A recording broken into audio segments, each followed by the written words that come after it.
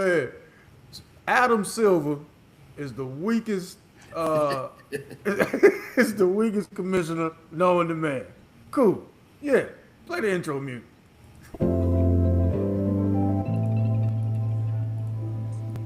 Goodness gracious. Now Brandon Ingram don't know where his next paycheck coming from. I Grady mean, Shout Dick out to don't know what Bi, he man. well, doing. you just don't know which team logo gonna be on it. That's crazy, man. Yeah. Insane. See what's going on here.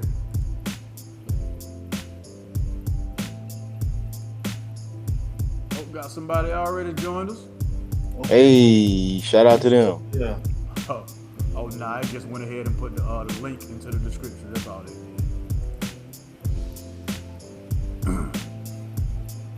Yes, indeed. Yes, indeed. Yes, indeed. And just like that, boom. What say you, ladies and gentlemen? What say you, ladies and gentlemen? Welcome back to another episode. You made it through another week. You made it through another week. Congratulations. You claim to hate that job, but you showed up another 7 days, or five rather, another 5 days, and it's cool. The hot water and the lights, they respect you. It's all It right. stayed on. It That stayed on. refrigerator, yeah, that refrigerator that's got some bologna sandwiches in it now, it respects you. It appreciates you for going to work, thugging it out. Woo. Thank y'all so much for joining us for another episode, man. This is Sunday Night Live with the 95 guys. I'm your man, 58 South, along with my co-host, the sports diplomat, Mr. Mashawn Roberson, coach of all coaches, the Don. What's going on, gentlemen? What it is. What's Chilling, good? What's man. good, man? Man, Good to see both of you. yeah, indeed, indeed. How you guys? Likewise. How was your gentlemen's week? I noticed that you have a Michael Jordan logo on your jersey. That they don't sell LeBron James football jerseys nowhere. They do. They do. It's up in Ohio though. You know what I'm I saying? know, Up in I know. Ohio where they the Yeah, biggest university in the country. But shout out to my little yeah. cousin too. She goes there. Shout out to Ohio State. I'm gonna hopefully get to a game this year. That's what's up, man. Who's your college team, man? If you have one. Football. Yeah. Unfortunately, it gotta be the Tar Heels, man. Like I'm a Tar Heel through and through. Basketball, Okay. football, baseball, soccer, it don't matter. I'm a Tar Heel. You know what I'm saying? But if I had to go to a football team that actually like competes on a consistent basis, one that actually has a chance to like win a national championship, things like that, I'd probably say Clemson, just because my dog went to Clemson. Shout out DJ Reader. He went to Clemson. And that was like the first real like college football environment I was ever in. Like that felt like some SEC type situation where they're yelling the whole game. And if you go to a Carolina game, basketball or football, really, they're gonna sit down the whole game for the most part, other than student section. So Clemson was the actual like everybody's involved in the whole game, and so I had to go to Clemson. Okay. Okay. That Mashawn, you guy got a DJ Reader had a he. Is he still in the league? Didn't he have a good career in the NFL too? He's still in the league. He Still just there? Yeah. signed with the Giants. This would be his first year with the Giants. Okay. I think I want to say his 11th year in the league. So he's done well, man. I'm proud of him. He's a year younger than me, so that's my young boy. But he's just held down the A gaps, man. That's been his job since he stepped in the league.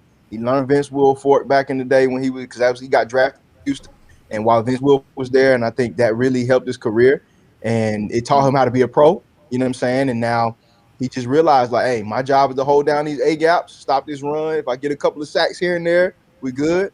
And so he stayed in the league because of that. Mashawn, I'm gonna ask you, who's your college football team? Then I gotta ask Don Uh, something. it's Alabama, man. It's been Alabama Of course. for a long time, man.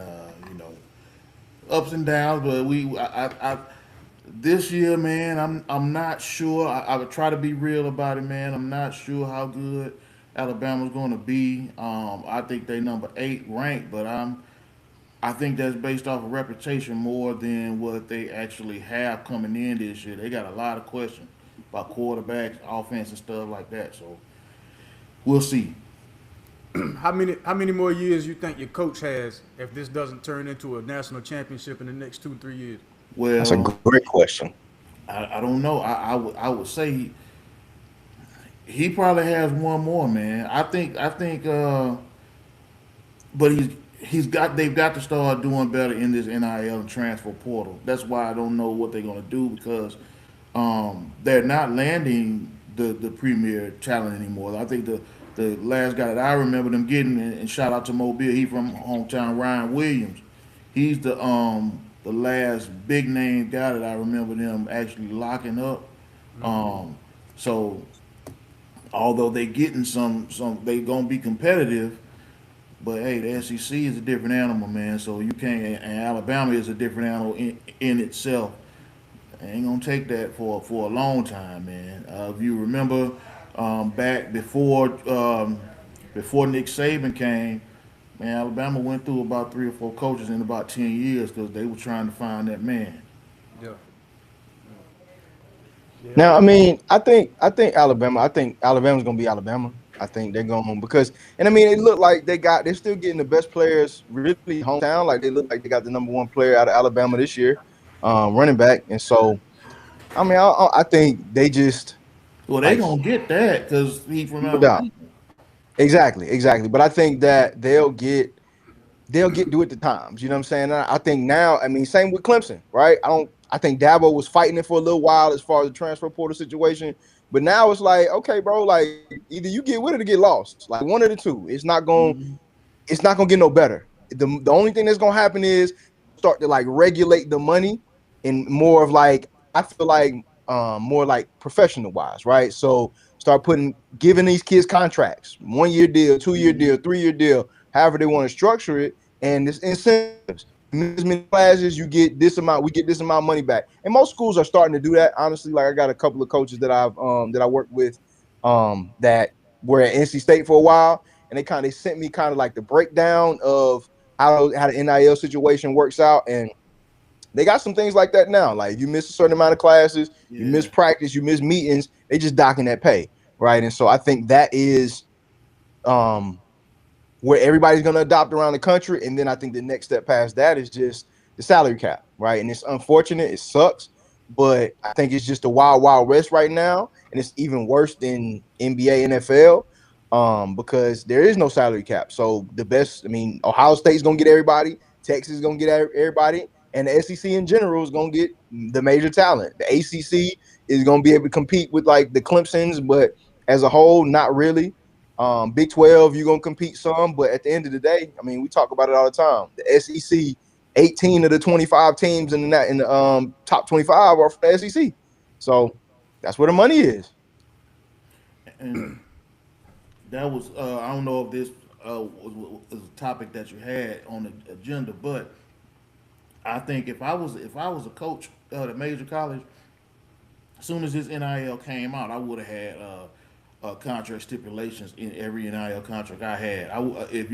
If I'm paying you a specific amount of money that say I don't know 300 or 400K or higher or something like that, I'm gonna have you. You got to stay at my school for at least 2 years, unless you're good enough where you can go to where you getting ready to go pro. You can't transfer to another school after 1 year if you one of my top guys. If I'm a major college coach, I don't understand why the coaches haven't been doing that. They have general managers. They've been hiring them since NIL started. What have these guys been doing? That should be in the contract language, in Now, in my opinion.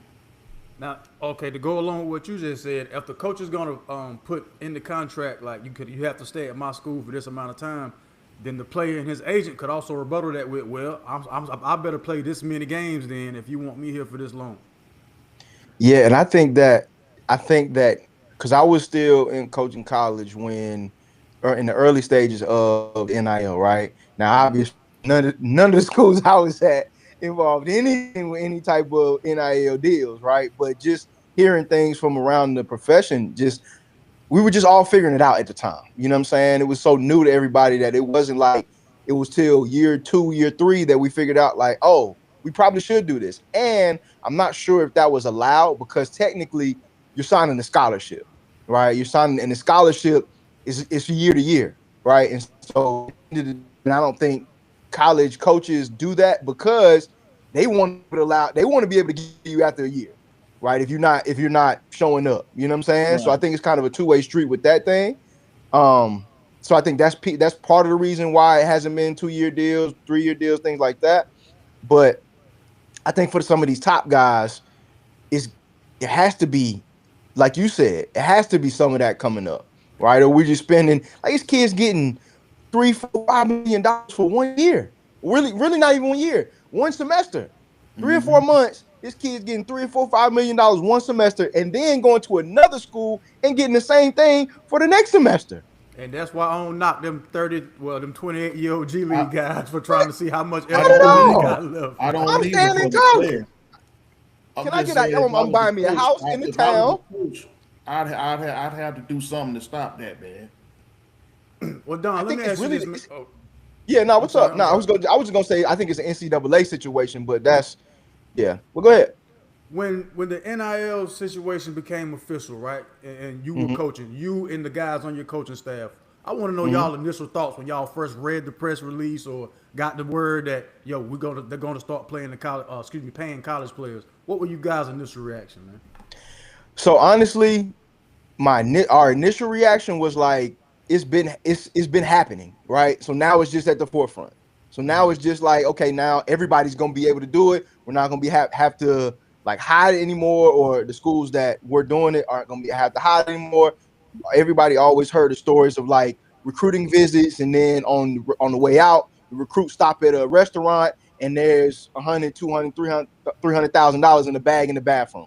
You know what I mean? And so now you ain't got to do that. Now you can come to the recruiting visit. They can give you the money, or once you sign, like now I coach high school, so some of my guys, they got different tiers. So as soon as you sign your name, or as soon as you commit, you get $30,000, $40,000, $50,000, right? Then when you sign, you get another $100,000, $200,000, $300,000. You show up to campus, then you start getting your actual like stipend that comes in every couple of weeks, every month, or whatever.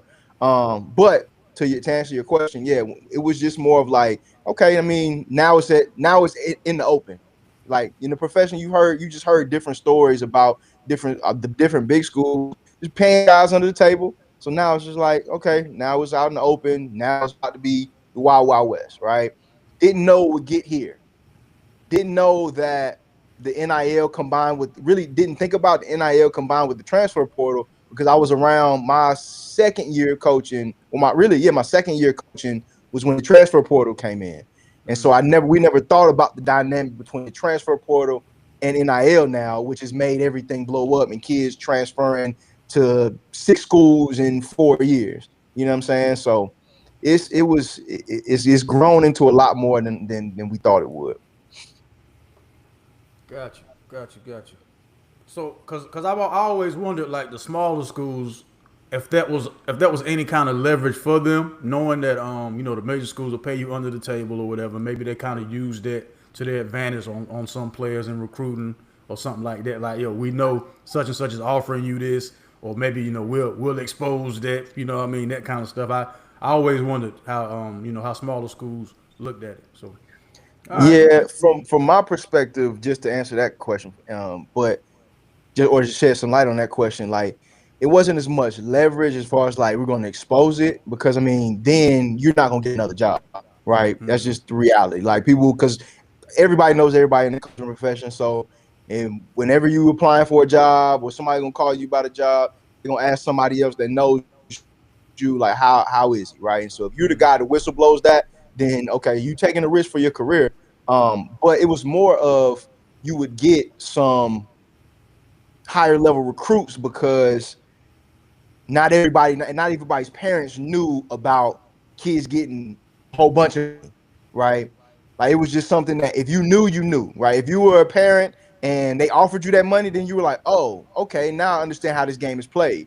If you were completely under the water, like my parents, they didn't know any type of money was going on with the situation. So my brother could have ended up at any school, right, and they wouldn't have had to pay him because we didn't even know that was a thing, right? Mm-hmm. So if you got kind of oblivious parents that don't have any idea, then you get a central that might end up with a kid for that or that from North Carolina that wanted to stay home, but we still couldn't pay him, so all he was getting is scholarship money, right?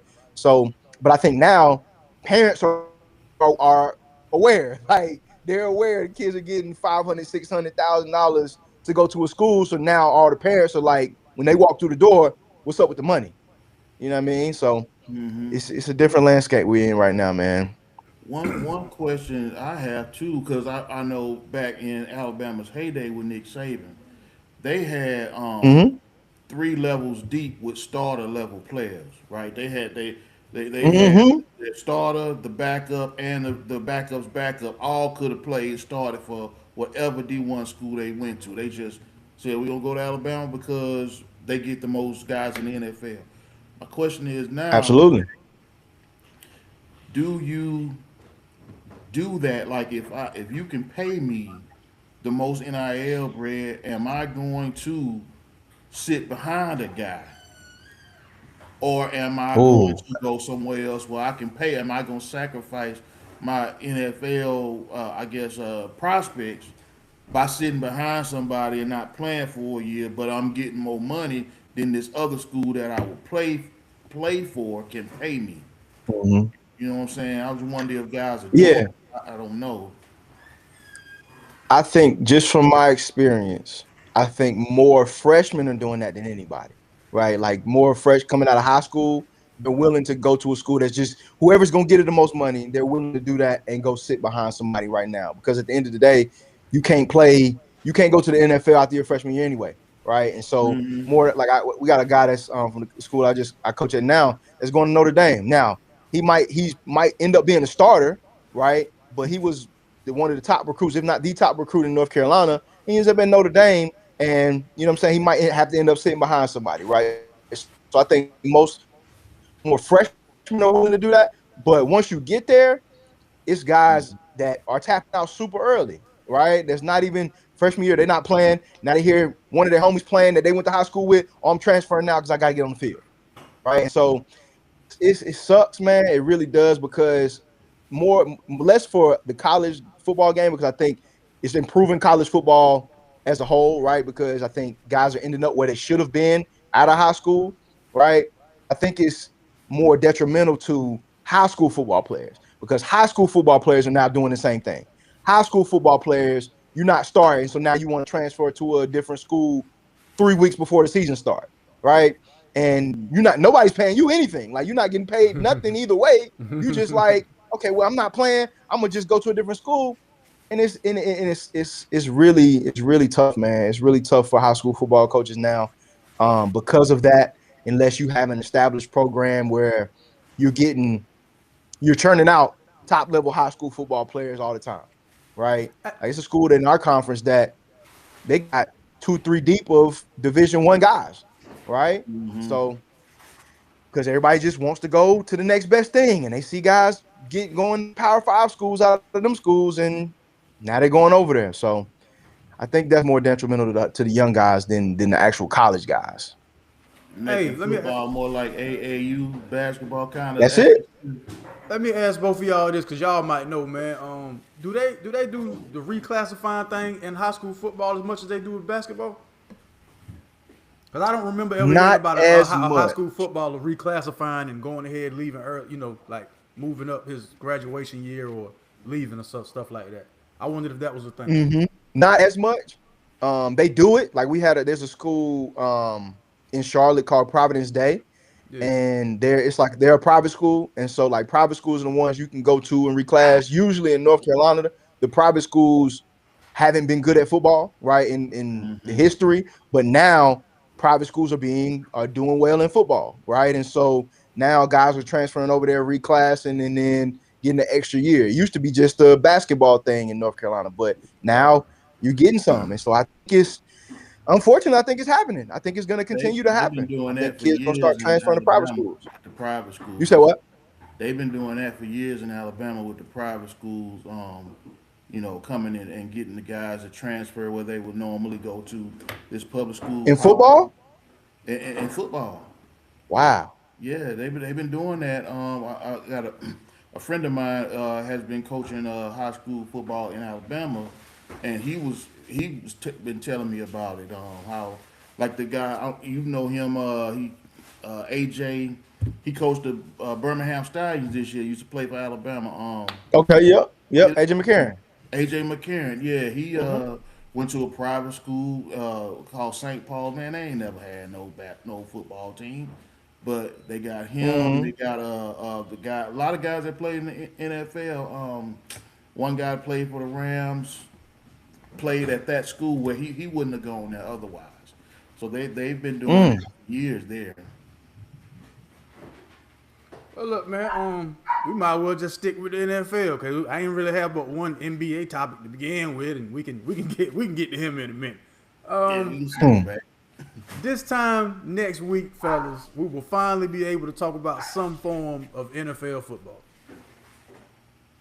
Welcome, we back. How how We excited back, man. how excited are y'all to watch my Carolina Panthers play the Arizona Cardinals in the Hall of Fame game? That's right, there, us. Give it up for us. What's left of us anyway? You know what I mean? By the time we get there. Yeah, I'm excited, man. I don't care who playing. It could be the little giant or somebody. It could be. It don't even matter. Football is on. We don't have to. This is the last what? Because the Hall of Fame game is on Thursday or on Saturday, Sunday.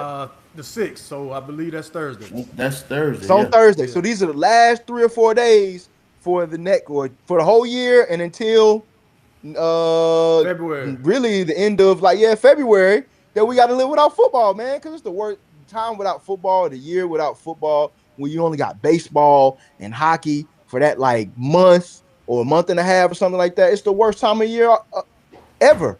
You know what I'm saying? And so we got football back.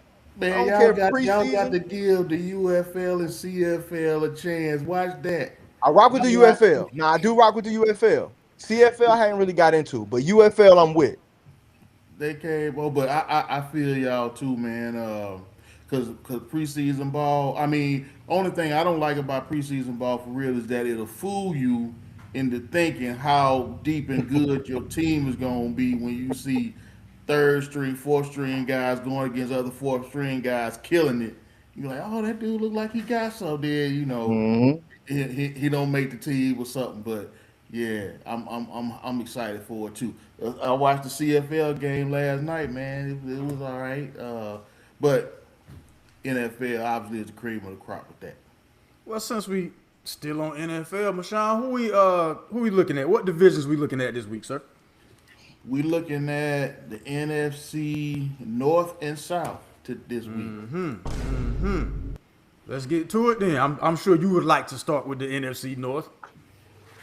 Yeah. You know, the NFC North is gonna be very competitive. Obviously, I don't know about obviously, but all right. yeah, they have been. They have been. It's been one of the most competitive divisions the last few years. I think it's still going to be that this year too. But I'll start from the bottom. I think number five, in my opinion, I mean number four, in my opinion, there is going to be Minnesota. Man, I just think that their quarterback situation is very unsettled, and it's something to be said when the Arizona Cardinals are paying Kyler Murray to play for somebody else. You can't stay with that team. That team needs all the help it can get, and they told you we good on you. We'll holler at you. That says something too. So I think the Minnesota Vikings have a good amount of talent on their offense, but that quarterback. Well, I mean, if you don't have no quarterback, man, it's hard to be cohesive, and I just think they're gonna be down a little bit. The defense is okay for them, but I just think they still gonna be number four. Number three, I think it's going to be the Detroit Lions because they have a good offense, but their defense is I think Aiden Hutchinson is the only I guess difference making player. They lost Terry on Arnold to his situation. And I think this about their coach because they're going to have a good offense that's going to be a decent scoring offense. You already seen him in previous years, man, take a bunch of unnecessary chances going forward on fourth down, 4th and 10, and stuff like that. If he has a good offense, but they need to punt, he ain't gonna punt. So a fact. He's going to make some decisions. I think that's going to cost that team a little bit. So I think they're going to be number 3. Number 2, I got Green Bay. Green Jordan Love is still a work in progress, and they have Tyrod Taylor too, so he's a good backup. If something happens, Jordan Love he obviously can step in, got a whole lot of experience and everything else. They lost the receiver, but they still have some decent receivers and tight ends there. They have the guy, Josh Jacobs as the running back. He's a decent player, and they got some decent receivers. Obviously, their defense goes, I think, as Micah Parsons does. It depends on how well he comes. He's coming off a major injury, so he might not be himself early in the season. It may take him a while to get back up to speed. So I think they're number 2. And obviously, my boy is going to be number 1. Chicago Bears going to be number 1 winning that division. I think Caleb Williams is going to improve on his season last year. The only issue that he has had, I think his completion percentage was too low. It was like 57, 58%. He got to get that thing up, especially the way Ben Johnson run offense. I think he got to get that up to 65%. Rome Odunze, he got to put up a shut up this year. It's the time for him to really show if he a number 1 guy. But I think we got a good running game. We got the best set of tight ends in the league. Brought in the guy from Seattle, Kobe Bryant. He's a good safety. We got Jalen Johnson at one of our corners, and the other guy, Stevenson, at both our corners. I think we're gonna have a good secondary. I would like to see us still. We didn't. I want some kind of pass rusher go on the other side of Montez Sweat. We ain't got one yet. Hopefully we can find some diamond in the rough, but that's my 4. I think it's going to be. Let me review it again. The Vikings, the Lions, Green Bay, and then Chicago. I have the bottom 2 are the same. I just have the top flip-flop. I got the Packers winning the division over the Chicago Bears for the simple fact that, I don't know why Jordan Love is different, man.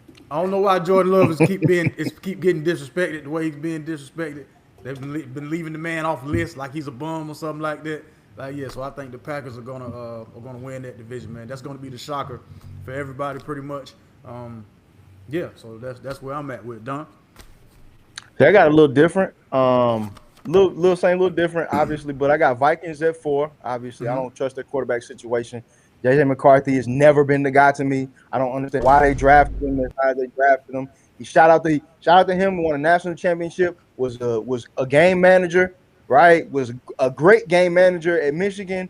But Blake Corum did his thing, toting the rock. Their defense was crazy.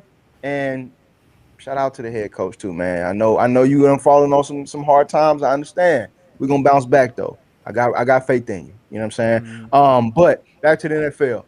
I got the Packers at 3, right? I think Jordan Love, I like him. I'm not completely sold that he's the guy yet as far as to take them to that next level, right? He's going to do some things really, really good. His accuracy is really good. His arm strength is really good, right? But I don't trust them completely as an offense and for him to command them to take them to the next level, right?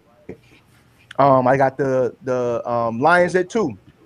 I think their offense is still intact. Right, defense a little suspect, like we talked about earlier. They lost my dog DJ Reader, and he was holding down the middle, so they still kind of suspect to me. But offensively, they still got the guys, right? They still got J-Mo, you know what I'm saying? And he's one of the best in the league. They still got Amon-Ra St. Brown, still got Laporta. Obviously, they still got Goff, and Goff is quiet as kept. He's one of the best in the league, right? So I think offensively they're gonna be able to score some points. Their defense got to show me something. Because like I said, they lost some pieces, and so they got some injuries on the back end a little bit, right? So they still got to show me something. So that's why I got them at 2. And then the Bears at 1, right? Because I think K. Williams,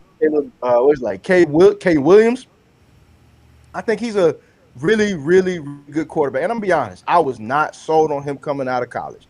Now, partly because didn't really watch a whole lot of his tape because they play, or a lot of his games because they played on the West Coast a lot. I was most likely sleep by the time their games came on. So I would see highlights, and I don't really trust highlights. I got to watch the games and the tape to tell me who they are. But he's creative, man, and I think the guys in the Bears locker room enjoy playing for him, and they trust him, right? They trust him to put the ball where it needs to be, and they trust him like the Packers used to trust Brown, right? Sometimes he's gonna throw him into a lot of stuff. Sometimes he's gonna throw you out of some stuff. But I think his highs are a lot better than his lows. And I think in his second year, he's gonna learn to read defenses better. He's gonna learn to beat defenses with his mind more than his athleticism, which I mean you normally do in college. And so I think once he takes that step forward with his mental preparation and everything like that, he's gonna hit it out the park and he's gonna win the division for a while. Honestly, unless Jordan Love is gonna come with something, because obviously Goff probably only has about 2 or 3 years, if that, left in him. So unless Goff comes with something or Kyler Murray decides to regenerate his career, which I don't see, I don't see anybody beating the Bears in that division for a while. Besides Jordan Love having a chance. So I got Bears 1, Lions 2, Packers 3, Vikings 4. And in this division, man, it's gonna be all of those quarterbacks are relatively young, man. Jared Goff is not. I mean, he's the oldest one. I think it's gonna be a pretty competitive quarterback division for a while. So that's gonna make for some good football in the division. But other than the Vikings, they got to find somebody. They got to figure it out. They got to figure out their identity. And I think they missed. They just missed. And that's a big miss in a crucial year. And then the guy that you had before him leaves and goes to win a Super Bowl. Now you look even more of an asshole. So man, they got to be kicking themselves because let me ask y'all this before we move to the South. If Justin Jefferson has another bad or frustrating year because of the quarterback, because you saw if you watched their games last year, dude was getting open. They couldn't get the ball to him. What you think gonna happen with him? Is he gonna start making some noise if if he don't get no numbers? Who else is coming out of the Arch Manning draft, QB wise? Exactly. He's out of there. My point exactly. No, He's but they're gone. saying this. They talking about this quarterback, Rich, the guy from Ole Miss, is coming out on Trinidad Chambers. It's more guys, man. Okay. and see, I was in my offensive coordinator at the high school I coach at right now, my Spark School. He's a big quarterback trainer. He played at Duke. He trains the top quarterbacks in North Carolina, and some in South Carolina as well. And he was at the Manning Passing Academy. And we were just talking about it this past weekend, that he said he wasn't really sold on Trinidad Chambers.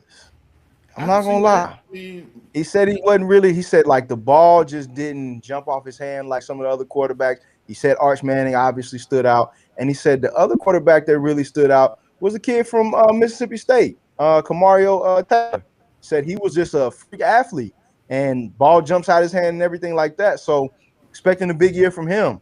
But as far as Chambers goes, I was like, okay, Trinidad, this year is gonna be his year, and it still might be, right? Because some things in the offseason, you don't have to be necessarily the most gifted quarterback athletically or arm strength or anything like that. That's fine to have a good year. The offense can be, the coach can do things to tailor the offense around you and everything like that. So I hope he does have a good year. But I think the biggest, like you said, it's really not too many guys coming out in the quarterback rooms across the country this year unless somebody just flashes on the scene. Mm-hmm. And to that point, to your question, 58, I watched something where they was talking about how GMs get caught up in, and it might just happen because it's years when there's not a lot of polished quarterbacks that happen, but it's talking about how GMs get caught up in things like athleticism, arm strength, how far a guy can throw the ball. That's why you got guys like Anthony Richardson getting drafted so high, or unfortunately for me, Jamarcus Russell out of Mobile drafted so high, because they just have athletic ability and stuff, but they don't or they were talking about players like old school, like David Klingler or the guy from Texas A&M, Johnny Football, stuff like that. Johnny Johnny Manziel. Football. Yeah. So I mean, this can be hope because there's not a lot. If there's not a lot of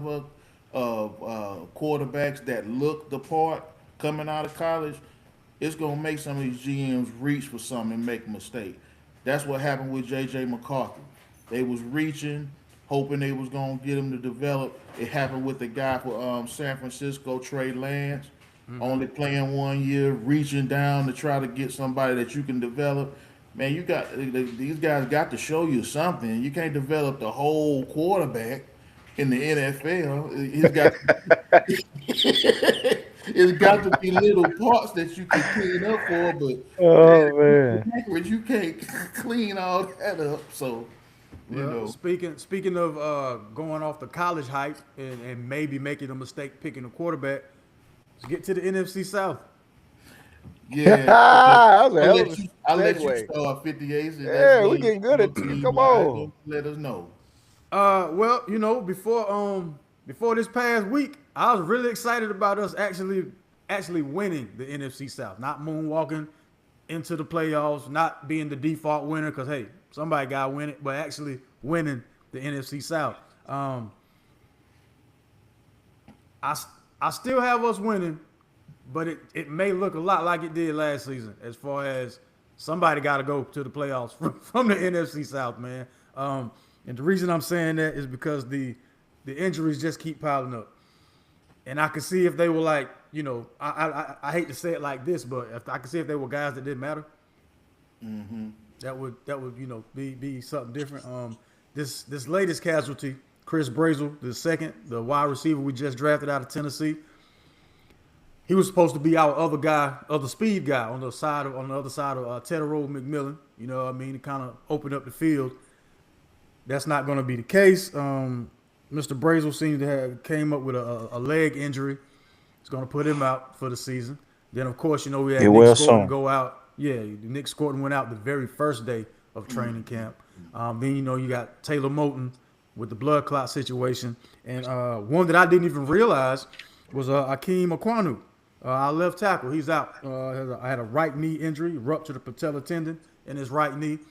And like you were saying before the show, man, the trenches are what matter, especially when you have a quarterback that's the same size as me. So we're going to need all the trenches help. Now, straight up, Bryce Young, I'm 5'9". Bryce Young is like maybe an inch taller than me. He's 5'10". That speaks volumes to his ability to play in the NFL as far as, some platform cleats. I mean, if you're not going to get him platform cleats, get him a line. And right now, that seems to be our issue. Everybody else is high on the New Orleans Saints, including my co-host here, who was saying that as soon as the offseason started, like, be on the lookout for those New Orleans Saints. Maybe, you know what I mean? Maybe. I would have had Tampa Bay number 2, except for the fact that now it seems like nobody want to be there anymore. Baker Mayfield's feeling disrespected. Vita Vea has asked out, and I don't think he really want to leave. I think he's just want more bread. I think it's another Baker Mayfield situation to where it's I'm feeling disrespected because they just put up a mural of the guy in like the four corners of the venue or the stadium rather. So I don't think you're not gonna put your face all over the place and then let him go. I don't think that'll happen, but we've seen stranger things. I mean, it's the NFL. And dead last is of course the Falcons because they the Falcons. They're going to find a way. They're going to find a way to lose games that they should win. They're going to find a way to misuse the pieces that they have. I look forward to Bijan Robinson leaving the NFC South after this season. That man's not going to keep wasting his talent in a place that doesn't really care about getting you some real help, man. Yeah. I'll go ahead and go. I agree with you on the Falcons. I think both of their quarterbacks are very injury prone. They're both hurt right now. I don't even think neither one of them really practicing in camp. So that's going to be a huge issue. I know out of either one of them, I think Tua has the best chance to have a good season because again of where the Falcons play. They play in a dome, and all the NFC South teams are in pretty good weather, so he can have a good season because he just can't seem to be able to play when it get too cold. You But quick question. That big, that big extra big helmet that some guys play with. yeah, Guardian They don't Cap. if they don't let Tua play with that, no. He gotta want to. They'll let him play with it, but he may not Yeah. like the way it looks. Yo, somebody got to tell that man you got to wear the fat head helmet, yo. He needs to. Oh Yeah. man. He I'm needs to just wear saying. it. But and then, like you were saying, man, the Falcons got a lot of offensive talent that they just can't seem to tap into. So and just looking at the coaching change, I think they should have ridden it out another year with the guy they had last year, Raheem Morris.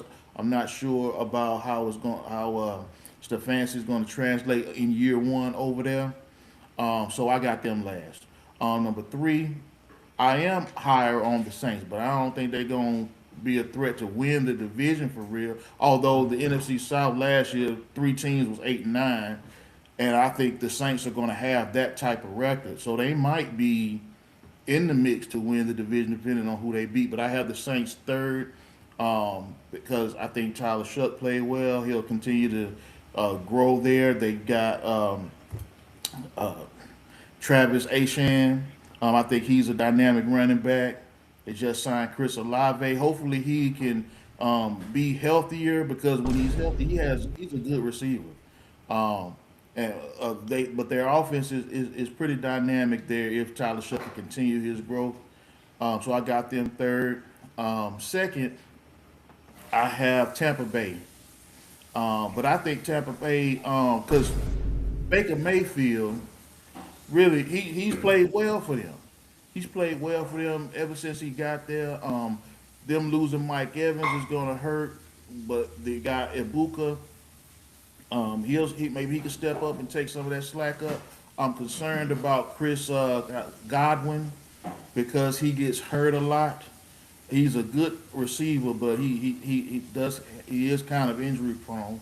And on the other side, you got the Vita Vea situation. But I think all of those guys are going to say bet on themselves and try to have a good season. So I got Tampa Bay number two, and I got Carolina number one, just because they. I really don't know why, man. I think it's. To be At least you're honest. man, I think them. Wait. I really like that, but Mashawn just said, because somebody has to win the NFC South, I'm going to just say the Carolina Panthers. I mean, I think them and Tampa Bay are kind of neck and neck, man. I think they're about the same kind of team, man. And if with the injuries that you mentioned just a minute ago, Carolina gonna be in for offensively if they can't protect Bryce Young. But I don't think they're gonna be down like in the third spot. So I just put them at the top. This my thing with us and the Tampa Bay Buccaneers, right? It never fails. It's always that middle part of the season that determines which one of us is going to actually win the division, because it'll be key injuries on both sides. It's just a matter of who can recover from them the quickest, and I think it'll be us because we've already seen what it looked like to play, to like patch holes and just put band-aids on stuff and go out and go play a season. Because we did pick up a lot of like UFL guys in the past couple weeks. I guess just to shore up the roster and kind of foresee some injuries coming. Now, we ain't see these key injuries coming like this, but we knew some stuff was going to happen because we already went through it last season. Yeah, but the thing about it is y'all got the injuries. Y'all got a season ending, man. Yeah. These guys are not coming back this year, so Yeah. that's why I'm kind of hesitant to say maybe they'll be number two. I don't think they'll be number three, but Carolina. Yeah, the injuries are an issue. Yeah, I think we'll be a solid number one in the division.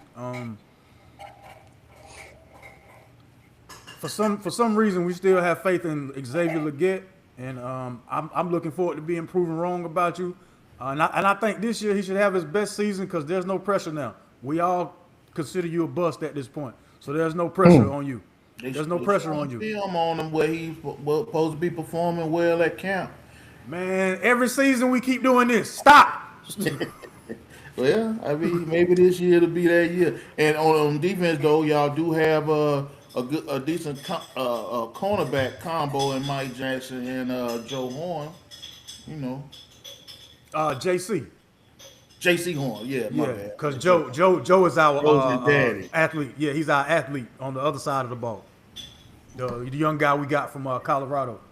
And I'm hoping. I know he's coming off a foot injury, so I'm hoping to get to put him into a couple more offensive situations, man. And use Jimmy, that's what you Jay Horn. Jimmy. Yeah. Yeah.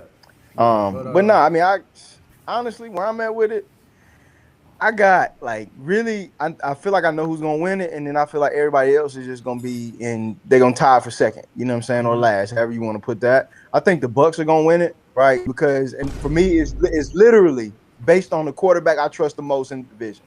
Baker Mayfield is a quarterback that I trust the most in the division. He's won a division twice, and I think he'll, especially with the stuff that's going on right now, I think with him saying he got a disrespectful offer from the Bucks, which I honestly don't feel like it was disrespectful because they offered him like 55 million a year, which is right where he should be, in my opinion, stacked up to the next like the middle tier of quarterbacks. But if he feels like that's disrespectful, that's on that man. And so I think he'll go out there if he does end up playing for them, which I think he will.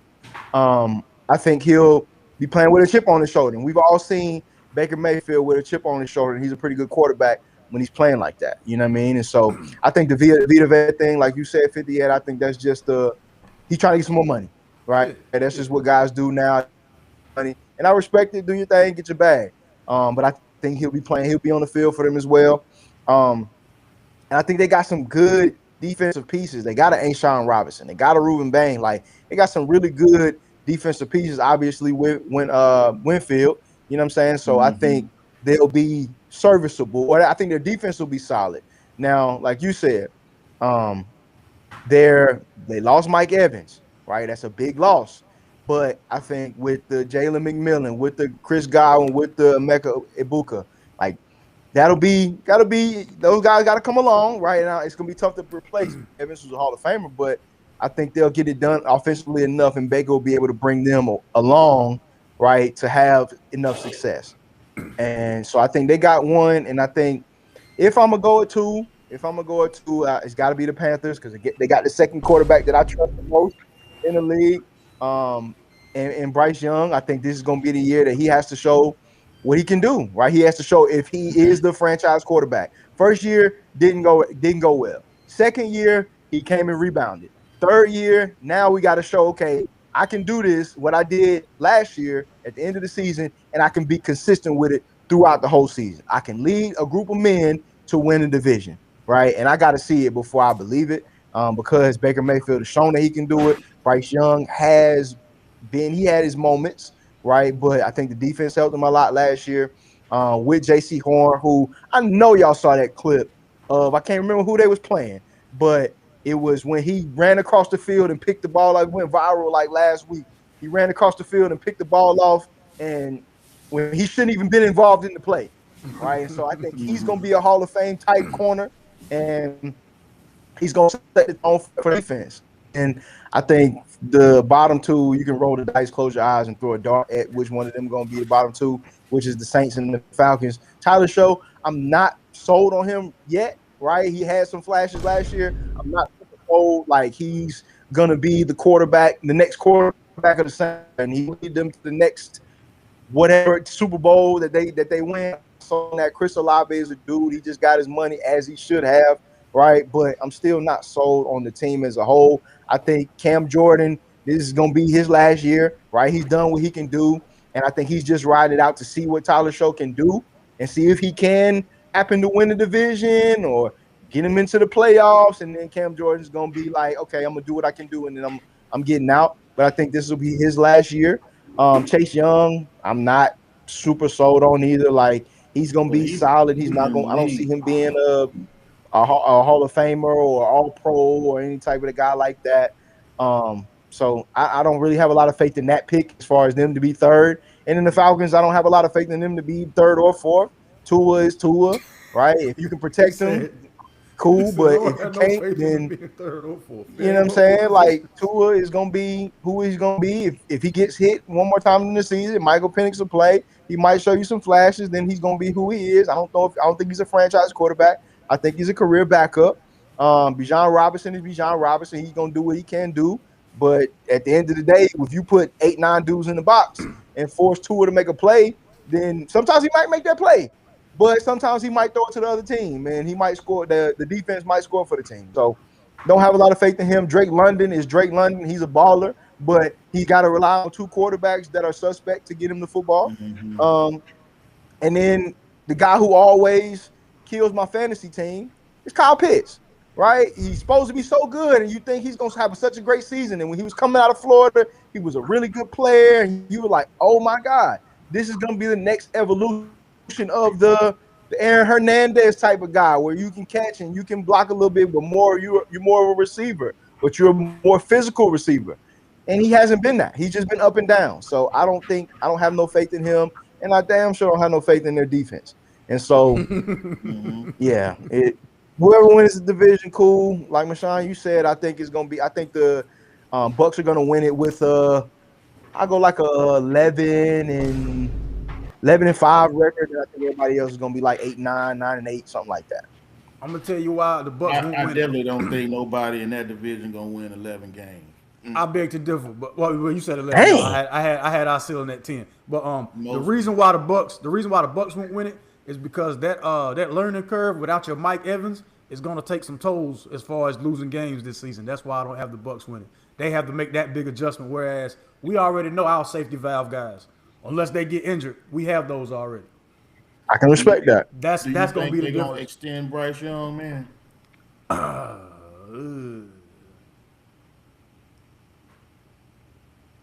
We'll I see. take that as a no. I mean, I'll Hey, just man. say no we'll and leave see. it We'll see. there and let the Panthers fan. I do think that. Did you go to Fan Fest, by the way? No, I didn't get to go to Fan Fest, man. I work on Saturdays, you know what I mean? So I ain't get to go to Fan Fest. But Baker Mayfield gonna be a Minnesota Viking after this season. They keep disrespecting him, and we're not gonna want to see him and Justin Jefferson playing together. I'm just putting that out there. That's my hottest take for 2027. Yeah, I already. need you to hit the bomb. I need you to hit the horn on that one. Dun, dun, dun, dun, dun. Yeah. Watch. Here's something I want to tell y'all about Baker Mayfield. This is what I heard the guy on ESPN, Mike Tannenbaum, say, and this is true. He was talking about like what Baker Mayfield said, how he felt disrespected, and how they were telling him he was a franchise quarterback and stuff. He said, "Man, you don't need to say that publicly. Say it in the background with your GM and everything." But he pointed out that Baker Mayfield has said something like that about all the teams he's played for. Teams don't like that. Even if you are you burning the bridge on who is going to offer you the contract you want? Your play is not going to be disputed. I think he's going to have a good year, good enough to go to any team that need a quarterback. But is somebody going to be in their feelings because they like, man, this dude disrespect everybody he go and play for if we don't give him what he want and they don't sign him. I don't. That's just a point he made on that show, and I don't know. I mean, if somebody a GM and they feeling that much, I think they might not need to be a GM, but it is something to think about. Man, we all know. Well, anyway, I ain't even gonna go there. Yeah, definitely something to think about. And speaking of signing, welcome back to the NFL, Mr. Deebo Samuels.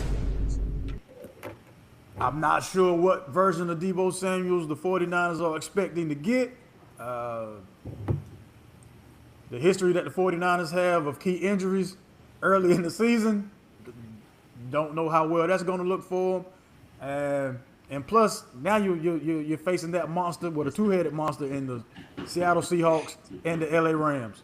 So Deebo, if I were you, I would have came back to a different division. But hey, you're back in the NFL, so congratulations. Well, he might not have had a choice, man. wasn't nobody picking him up, and he knows that team. I don't know how well he'll do. I mean, because they do have a bad injury history at the 49ers recently. Hopefully Like that will. I don't know if it's something in the tap water out there or what, but But They maybe said, if I'm not mistaken, they said it was something about the grass and the turf in be. in that because it's beside. If I'm not, I can't remember if they said an electrical plant or something like that. But the practice field is beside one of those, and they said it affects the ground. I'm not a science guy. I don't know how, but they say that it's affecting the grass, and they've had a lot of ACL injuries and knee injuries in general, and so it might be something to it. It might be something to it because it's been bad, man. They've been so close so many years and just have never got over the hump. And I Yeah. don't think Debo is going to get them over the hump, but I don't think they brought him in to get him over the hump. I think they brought him in because he's going to retire a 49er, right? He's going to be a possession receiver, just like my dog Keenan Allen has been with the Chargers for a little bit. He's going to be in there on third down. He's going to run a little short route. He's not really going to run by anybody. He's going to give everything he can to block, right? Whenever runs get to the edge or anything like that. But they're not expecting him, in my opinion. I don't see him being like a deep ball threat or him handing him any jet sweeps too much anymore. They might use him as a Swiss Army knife, just put him in the backfield sometimes. But I don't think they signed him to be a huge game changer. They signed him because of history with the team, and he's always been a solid dude for them. And so he's going to retire a 49er after this year or next, and he's going to ride off into the sunset. And he's hoping that this going to be the year that Brock Purdy can take them to the Super Bowl. Well, Mike Evans coming over there. I just rock with that dude. I think he's going to have a good season anyway. Get him another 1,000 yards there. Maybe Debo can be a good compliment, second guy over there because they lost Ricky Pearsall. So I don't know what other receivers they have at the 49ers besides him and Debo. I know they have some more, but I can't. They don't come to mind right now. quick question, guys. Who gets picked up first? Stephon Diggs, Trayvon Diggs, Brandon Ayuk. Stephon Diggs. I'm about to say I'm gonna cross Brandon Ayuk off that. That's not even I don't even think that's he's not even in he's too much of a liability. I would say Trayvon Diggs is a distraction. Trayvon Diggs, even though we're gonna I'm gonna talk a little bit about him later. But I think Stephon Diggs, he's just a distraction, man. Even though he's the best player out of them, in my opinion. He's been a distraction, like with some of everything with the girls on the boat last year. But now people talk about him living his personal life, what he got going on. And I don't get into my man's personal life, but people talking about it. It's in the streets. Brandon Ayuk, we all seen what he got going on.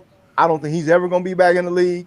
And Trayvon Diggs, I think he's just the least distraction out of the three. And you'll risk a guy that led the league in picks one year just to see what he got left. Right, which is crazy to say Trayvon Diggs what he has left because he hadn't really been in the league super duper long. He's not like a 10-year vet or anything like that. So it's sad to say that, but I think teams will give him a shot, especially if they have a corner go down or something like that. They'll bring him in to step in. But I just don't think he's a distraction as much as his brother and Brandon Ayuk are. So I think teams will take a chance on that. Okay. All right. Yeah, I think I'm with you on the Trayvon Diggs situation because if you see that name on a headline, it doesn't do anything for you, for the fan base. It's not a word or it's not I can't believe we did that. It's just okay. Mm-hmm. Yeah. Okay. Right. I guess. Right. Yeah. So I'm with you on that one, man. Was that it for the NFL? Let's see. What was it? Which players are under the most pressure? Oh yeah. Which players are under the most pressure to perform this year? I think I got a couple, man. I think his team's not going to be good, but I think he's got to show something. I think Marvin Harrison Jr. is one of them. He's got to. Already, man. He's got to show some. I saw a video the other day where the video showed him, him and another receiver that they had. The other receiver, I can't call his name, but Marvin Harrison Jr. They was running the same routes. It looked like Marvin was loafing through his routes, and he was dropping the ball. The other guy was running the routes real crisp, coming in and out of his breaks and catching the ball. And Marvin Harrison Jr. He's had what has he broken 800 yards in a season yet? I'm not sure. Maybe he has, but I just think he is somebody that's got to have a better season, even if it's for a bad team. I talked about this next guy a couple weeks ago. I think my man Houston Texans quarterback C.J. Stroud, he's under pressure too. He's got to. He wants that extension. They hesitant to give it to him because of the playoff issues right there. So I think those two guys are ones that come to mind with that initially. But I'll let you guys go with that question. Okay, well, it's only one player for me. You know what I mean? And it's Bryce Young. You under the most pressure, partner. Hey, Man. talk about somebody I know is more players than that. I mean, it might be, but that's the one I care about the most. So, Bryce, it's you. It's on you, partner. It's on you this season. It's on you. It's on you. You got to show up, Bryce. The city ain't gonna believe in you if you don't, and they're gonna get you up out of here real quick. But I got a couple too. My first at the top of that list is Lamar Jackson. Right? I think this year is gonna be like either you show up, my guy, or now your window has closed. I think if he don't win the Super Bowl this year, his window has closed to win that, and it's gonna be unfortunate. Even though I watched the YouTube series with like showing behind the scenes of what they got going on in camp and stuff, or in OTAs and stuff like that, and it looked like their whole all their veterans went to OTAs, which is not usual for NFL. Usually it's like you got most of the young guys, obviously, but there's all the veterans were there because they just got a new coach, new offensive coordinator. So they're getting things together, and everybody's talking about the offensive coordinator, like how smart he is and how good he teaches and everything like that. And now Zay Flowers is the number one receiver. And Zay Flowers, the crazy part about it is Zay Flowers is the oldest receiver in the room. And so now he has to show up too, right? Because he done had some tough situations in late in games that he hadn't shown up for his quarterback when he should have, and it cost them games, it cost them playoffs, could have cost them a Super Bowl, you could argue, right? So I think Lamar Jackson has got to be a big season for him. My number 1B is Dak Prescott, right? Dak got to show up this year. You got to show up this year. You got everything you need. Everybody proclaimed, right? Got it. Greatest offense there is. You know what I'm saying? Because we got 2 number 1 receivers. We got a running back that is 1,000-yard back with his eyes closed, right? We got a tight end in Ferg that can do his thing. We got Flournoy, who's a great third receiver. So our offensive line, everybody came back. So, what else do you need defense is going to be much improved. What else do you need now to get over that hump? And if you don't do it this year, much like Lamar Jackson, I think that window is closing. Because, like Mashawn, I think you said a couple of weeks ago, or I think either you or 58, GP ain't gonna be there after this year. That's just the reality, right? We can't pay 2 number 1 receivers. So this is the year to get it done, or it's not gonna get done. And so Dak, you got to show up. And then I think the couple more I got, Joe Burrow, Joe Shiesty. I think you got to show up this year. I mean, he usually shows up. His defense usually lets him down. So early on in the season, we're gonna see what the defense looking like, and see if he's gonna be able to take that team to the next level. Also, his offensive line. See if he's not gonna be the most sacked quarterback in the league, or 5 sacked quarterbacks in the league this year, which is gonna allow him to be successful. And the last 1/2 I got is whoever the Browns put behind. Right? If it's Shador, he's got a lot of pressure because everybody wants to see him fail. Not us. We want to see you succeed, my brother.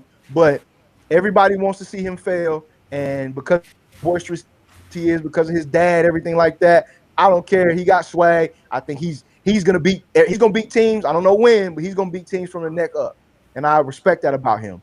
Or Deshaun Watson, What you gonna do? You ain't played quarterback in 50 years. You know what I'm saying? I hope you stop getting the massage you was getting and get some different ones. But regardless, we got to see it. And they done paid you. You still, if I'm not mistaken, one of the top 10 highest paid quarterbacks in the league, and you ain't played a snap in a couple of years. So you gonna have to see. We got to see what you got. We got to see what you got. So whoever's at the quarterback position for the Browns, I think, is that fourth for me as far as who's under the most pressure. Well, bad news. The bad news for Deshaun Watson is we on a Asian business boycott right now, so that sucks for him. Dang, D. Waddy. Okay. Hey, man, just go around the corner, man, with LaShawn in there, man, or go hand on. They give you the regular massages. You know what I'm saying? Get you one of those guns and just do it. Yeah, Theragun. Get you a Theragun. Let that take care. Ask one of the trainers to do it in the facility, but don't go to them Asian spots, man. Just stay out of there. Stay out of there. Hey, one guy I want to add to the list. I think it's kind of unwarranted, but I've been hearing it on a lot of shows and stuff. They've been talking about Jalen Hurts being under. Yo, why do people hate this man so much? Man, because they was saying, okay, AJ Brown gone is supposed to be addition by subtraction, is what y'all say and stuff like that. So if they have another rough year or something like they still, I think, had a decent year last year. They just didn't win as much as the previous. Mm-hmm. But people are putting a lot of pressure on Jalen Hurts to saying that if he doesn't do it, they're going to be looking at replacing him. Hey, so I just throw his name in there too, and his coach. I think both of them are under pressure. In my opinion, I think it should be the coach more. I just think he's kind of gets in his feelings too much when stuff is not working, and I think that's a trait that kind of hinders him a little bit. But I throw Jalen Hurts in there too. Y'all know who's really under the most pressure though? Is Sean McVay. That's really who's under the most pressure. Straight up, like everybody, like you have no room for error. Everybody is already saying that y'all are the Super Bowl favorites. It's going to be in your home stadium. You got the best defensive lineman in history. One of the best defensive linemen in history. You got some very, very, very capable receivers. Puka Nacua, a healthy Devontae Adams, although he's getting a little older, still effective. Get down there in the red zone, you can't stop him because you can't put two on him because you got Nacua on the other side. You got a gunslinger in Matt Stafford. It's your Super Bowl to lose. It's your Super Bowl to lose, man. I agree with you, but I'm not fully agreeing with you because these years leading up to this, Sean McVay has overachieved with some of those teams since they won that Super Bowl. People wasn't expecting, like I know the Rams had a couple years ago, people were expecting them to have a down year, not make the playoffs, and they made the playoffs. I think they got to either the divisional round or the NFC Championship round. Then last year getting to the NFC Championship game. So I think he'll be okay if they don't win it, like as far as like his job security and stuff. But no, I ain't saying they're gonna fire him on him because of what they're doing. Yes. Yeah, I ain't saying they're gonna fire him or nothing like that. Because I mean, who you gonna get to replace him? Who you gonna get to replace Sean McVay? But I'm just saying, as far as being under the most pressure, it has to be the coach of the Los Angeles Rams. It has to be. Man, real quick. I think honestly, one that we fought Fields too. He's participating a lot in the chat over here. I appreciate that. He got shouting us out our takes and stuff. Go ahead, Don. I know you were about to say something, but no, I think one that we talked about, I think early on in the season or early on before a couple of weeks ago was I think Jay Herbo. Jay Herbo, you got to come on with it. You got an offensive coordinator. Now you're not upset about what the plays you running and everything like that. You got Boy Wonder, who they called Boy Wonder as offensive coordinator a couple of years ago before he went to the Dolphins, and Mike McDaniels.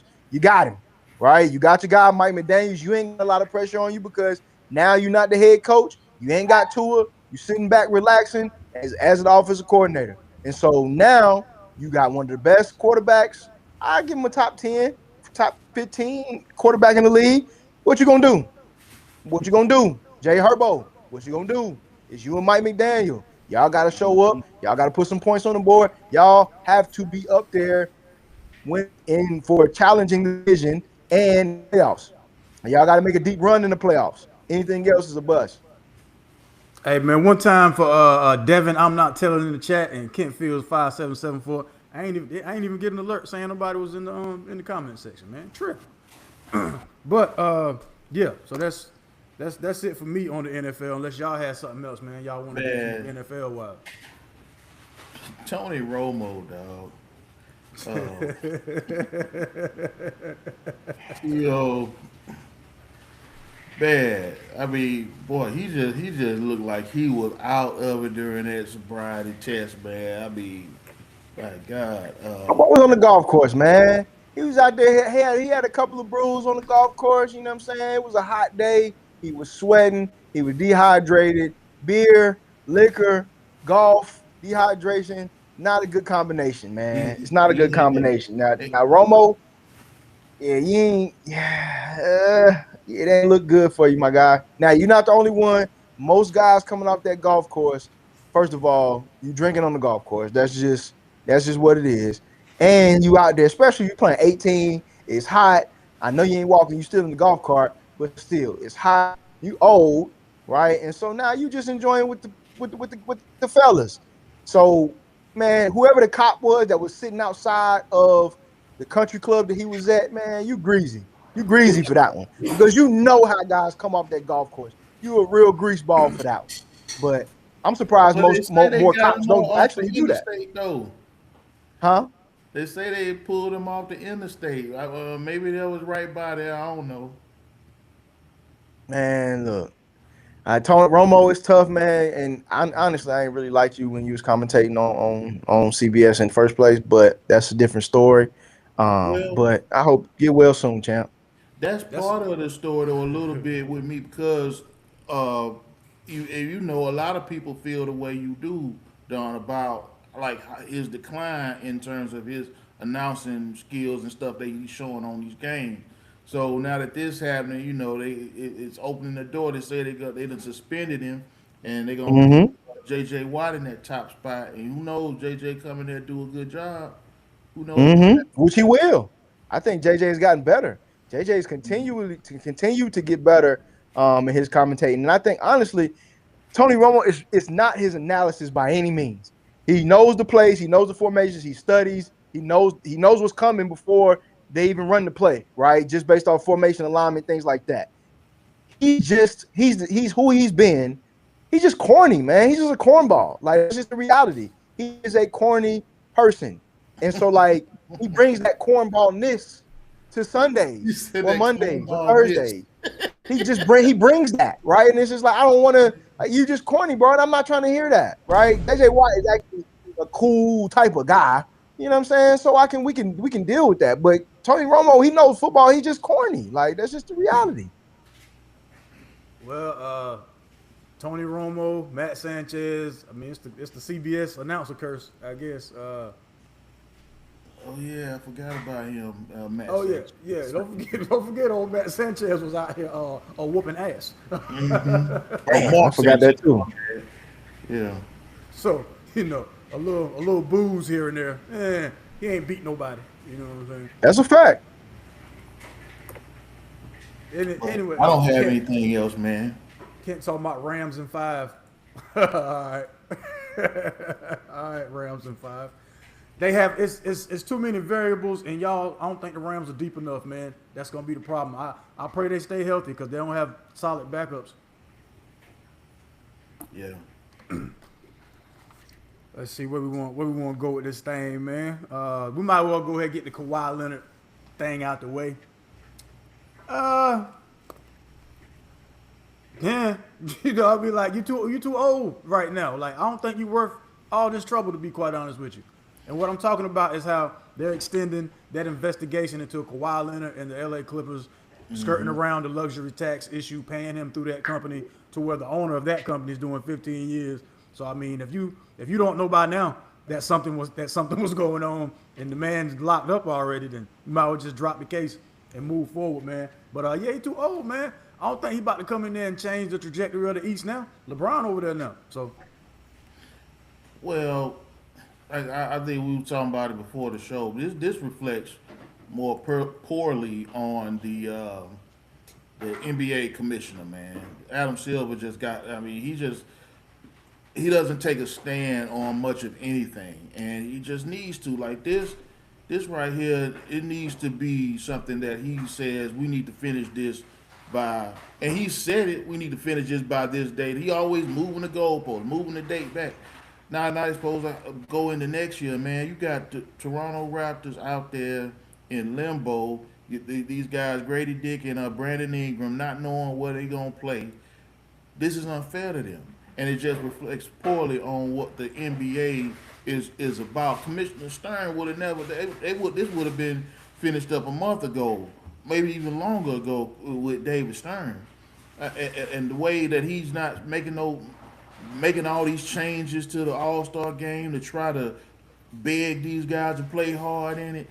Um, the just numerous things with what you said earlier, 58, how he was said that they had to wait to put the schedule out because they was waiting on LeBron's decision.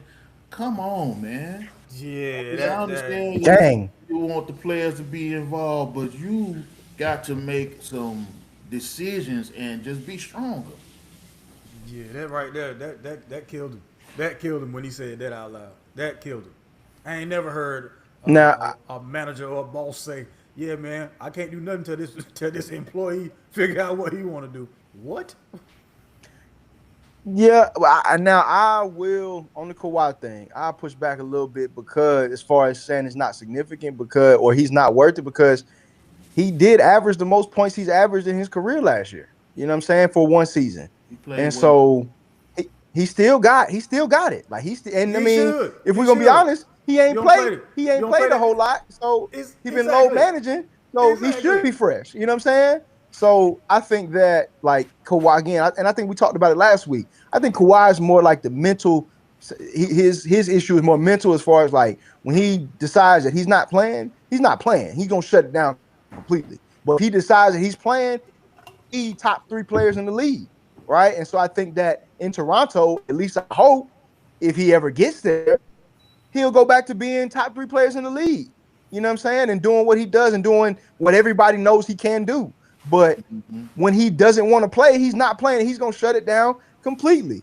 And so with the investigation thing, yeah, you did it, bro. Like it's just we're gonna be honest, man. We're just gonna keep it a band. Like it happened. You was with the company. They funneled you some money through the company to circumvent the luxury. I mean, to circumvent the salary cap because that's what billionaires do. They're gonna find a way to get what they need done, regardless of the restrictions, and it happened. Right now, are they gonna figure it out prior to? Or are they gonna figure? First of all, are they gonna figure it out at all? Maybe not. Are they gonna figure it out prior to next season? Maybe not. So he might have to stay in LA or it might just not get figured out. But I think if he does, if they do say for some reason they say, oh, we didn't find anything or Ballmer just happens to pay somebody and it goes away, cool. He's going to be in Toronto. And then I think that pushes Toronto to one of the top teams in the East. I do think it's significant, but I just hope, like y'all said, I hope it gets wrapped up sooner than later. You know what I mean? I think with Adam Silver wise, I think this now it's just the way it is, man. I don't know if it's necessarily just a his doing or just how it's graduated that the players run the league, and so you have to do right by the players, or NBA wise, they're gonna just start their own league, right? And that, in my opinion, NFL that's too difficult. NFL it can't happen, right? And I think the owners of the NFL they know it. NBA it can easily happen.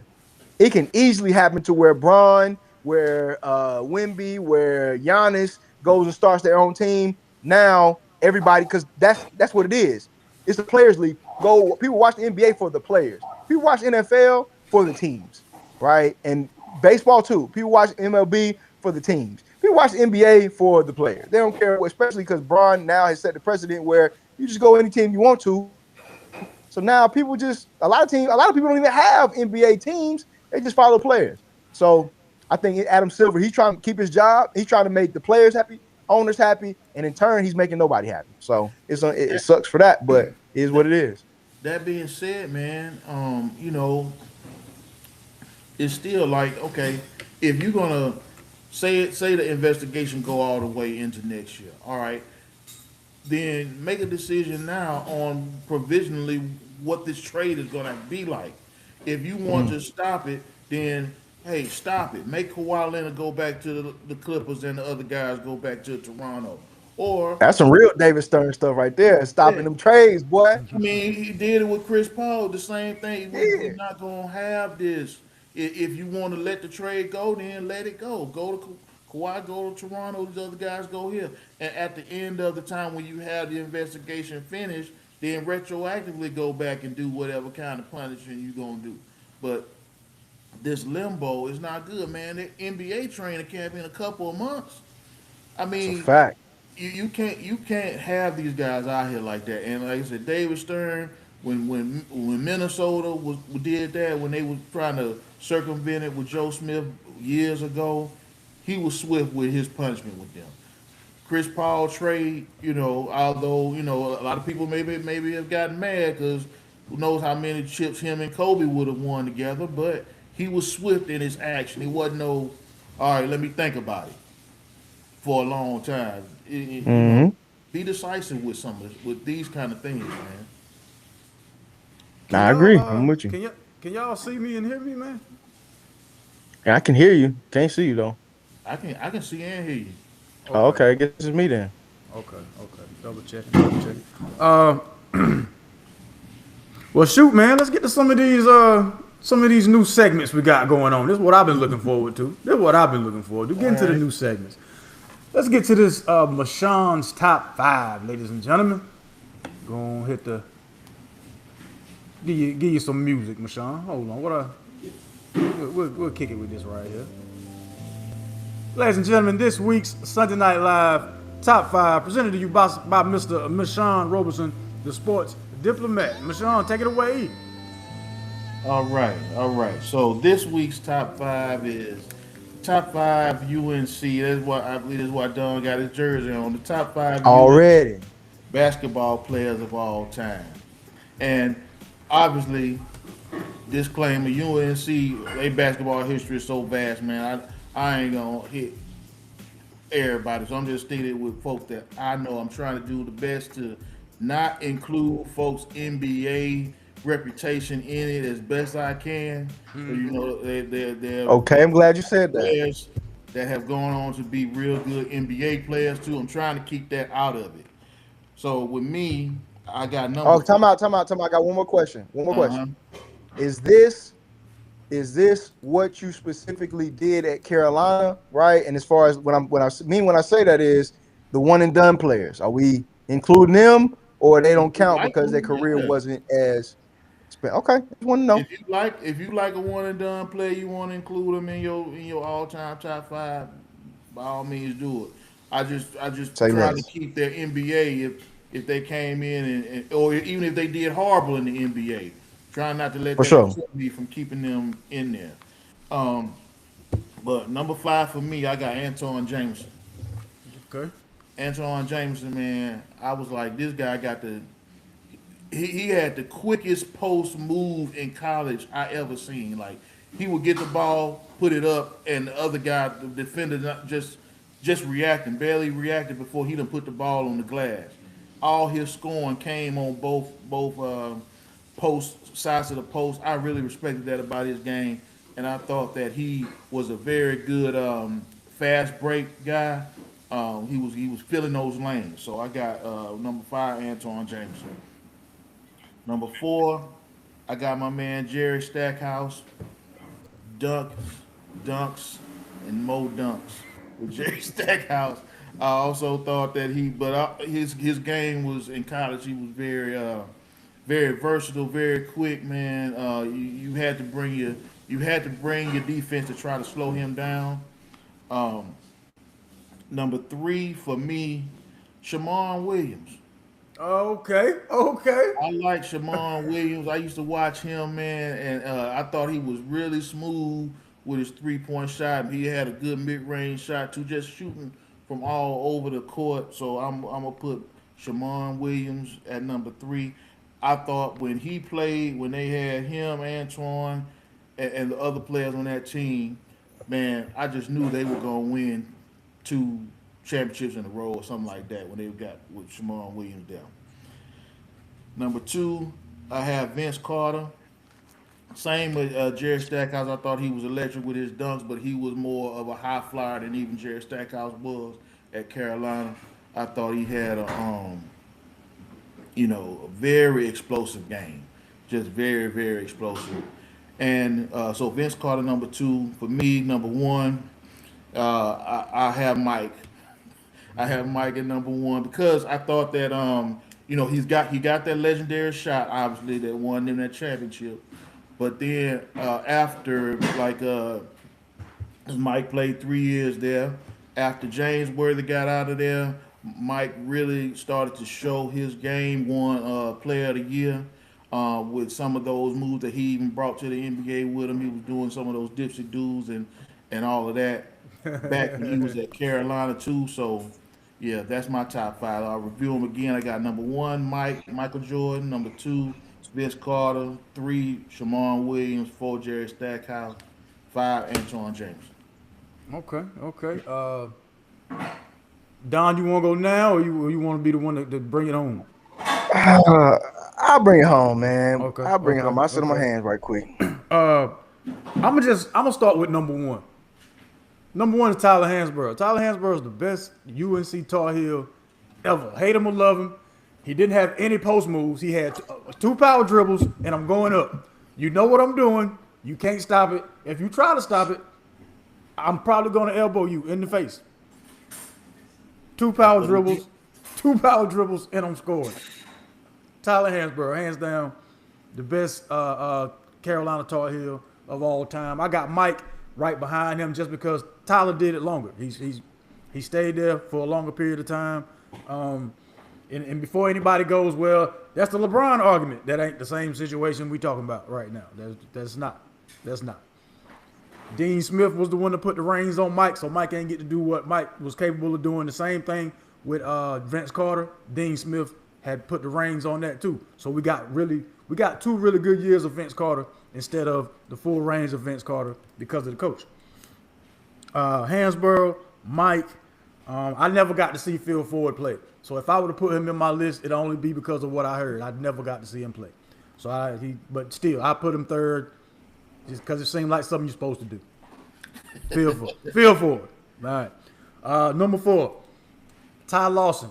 What Ty Lawson did and was able to do at that point guard position was unstoppable. You couldn't keep him from having 2 feet in the lane whenever he wanted to get in the lane. Ty Lawson, one of the most dynamic point guards I ever seen come through North Carolina. And number 5 is a lot of guys. Man, I was trying to find a big man to put at the number 5 position, like a true center. But it was between Jameson or Sean May.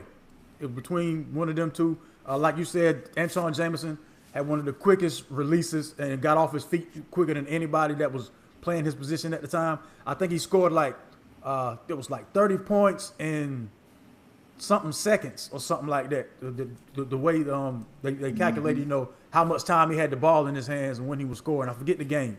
But yeah, there's that. Release, yeah. Right. Sean May, to be as big as he was and to have the soft hands that he had, that was also dynamic. So it was between them two for my number 5. It was Sean May / Antawn Jamison, man. So that's my 5. Again, Tyler Hansborough, Michael Jordan, Phil Ford, just because you're supposed to, Ty Lawson, and Antawn Jamison and/or Sean May. Don, take it away, brother. Hey, Mashawn, I'm real surprised at you, champ. Like, I'll go 5 with the 5 that I've seen. Right, I'm going with the 5 that I've seen. I understand the other guys. I get it. Right, and our long history, but I'm only speak on the guys that I watched play. Mm-hmm. So at 5, I fought with this 5th one. At 5, it's gotta be for me. As far as just, and I'm just going players, right?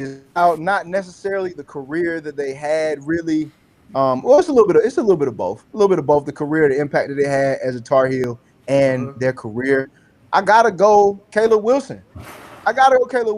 The best players that one of the best players that I put on a Carolina jersey as a basketball player, right? And he's what I've been asking for the past. And I'm gonna go on a tangent here, but it's okay. He's what I've been asking for the past 10 years as a Carolina fan, right? Or he's the closest.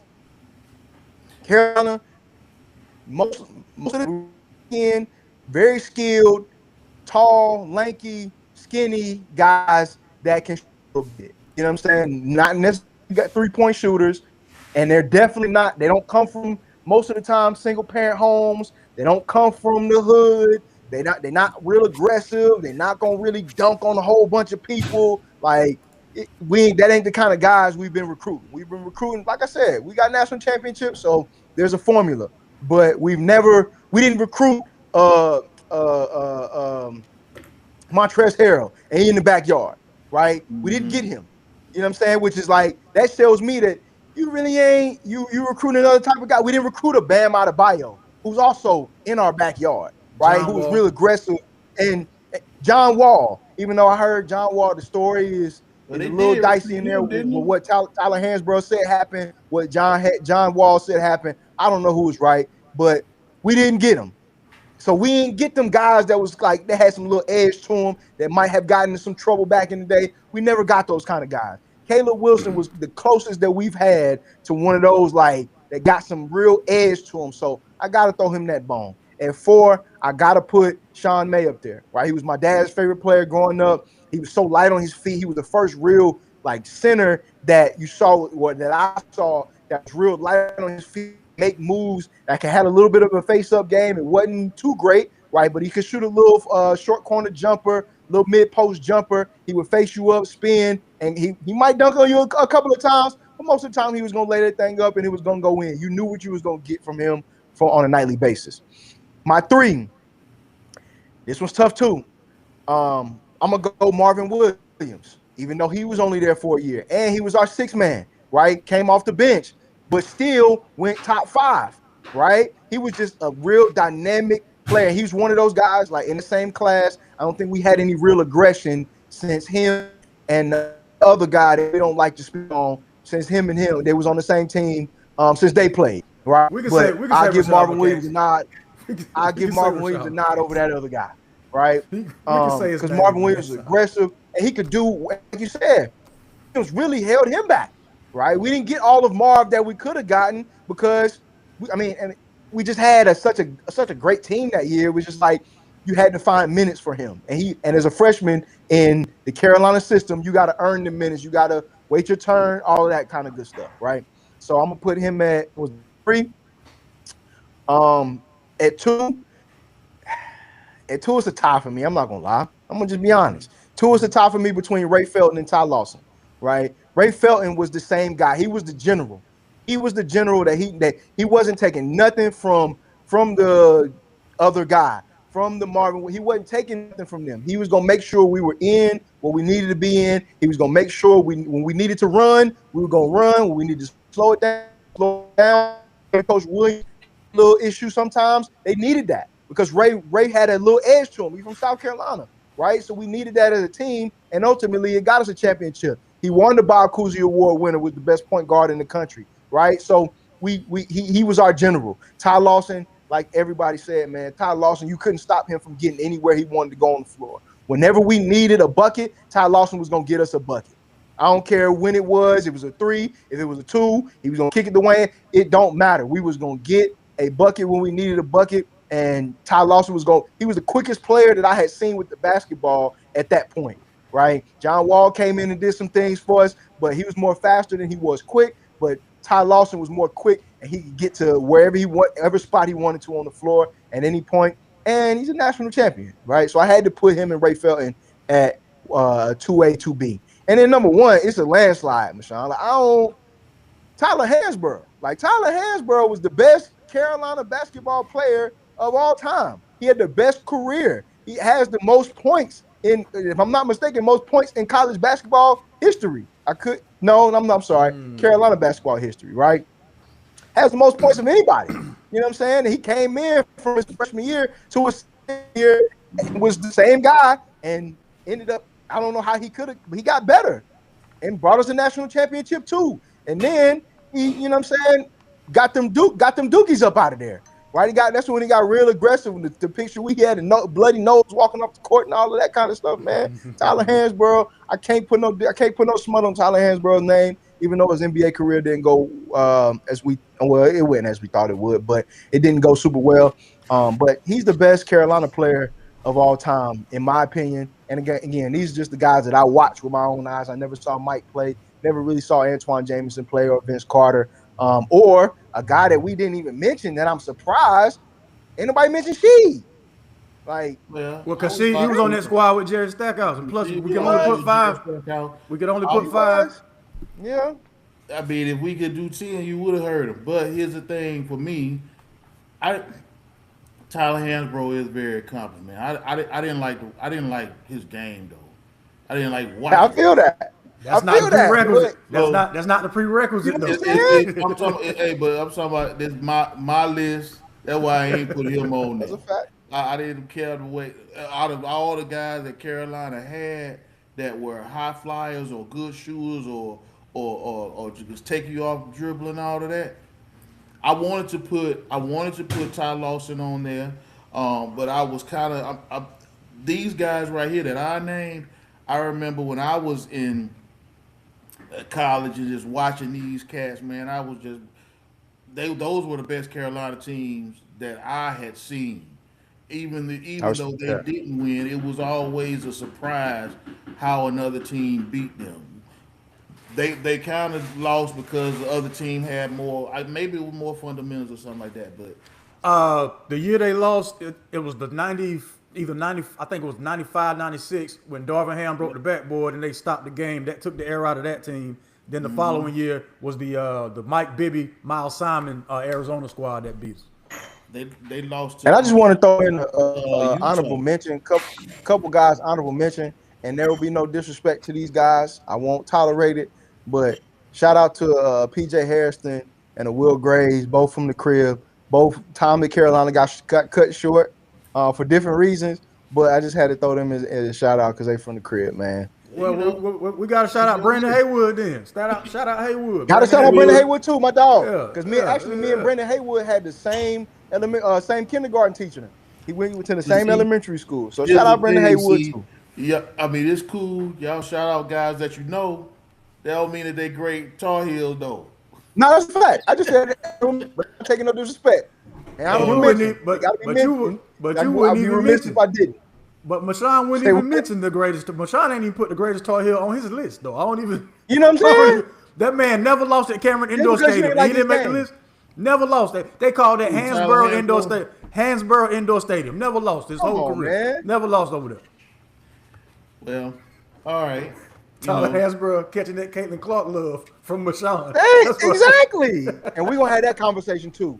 At some point, maybe next show or whenever, we're going to have the Caitlin Clark conversation too, because that Caitlin Clark disrespect is real unbalanced. It's coming from one spot.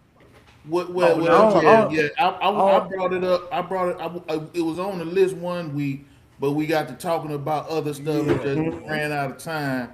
With Caitlin Clark. So yeah, we can. Yeah, we'll get to it. Like I don't know about this disrespect part everybody keep talking about, but we'll discuss disrespect for Caitlin Clark. People disrespecting her. That what you mean?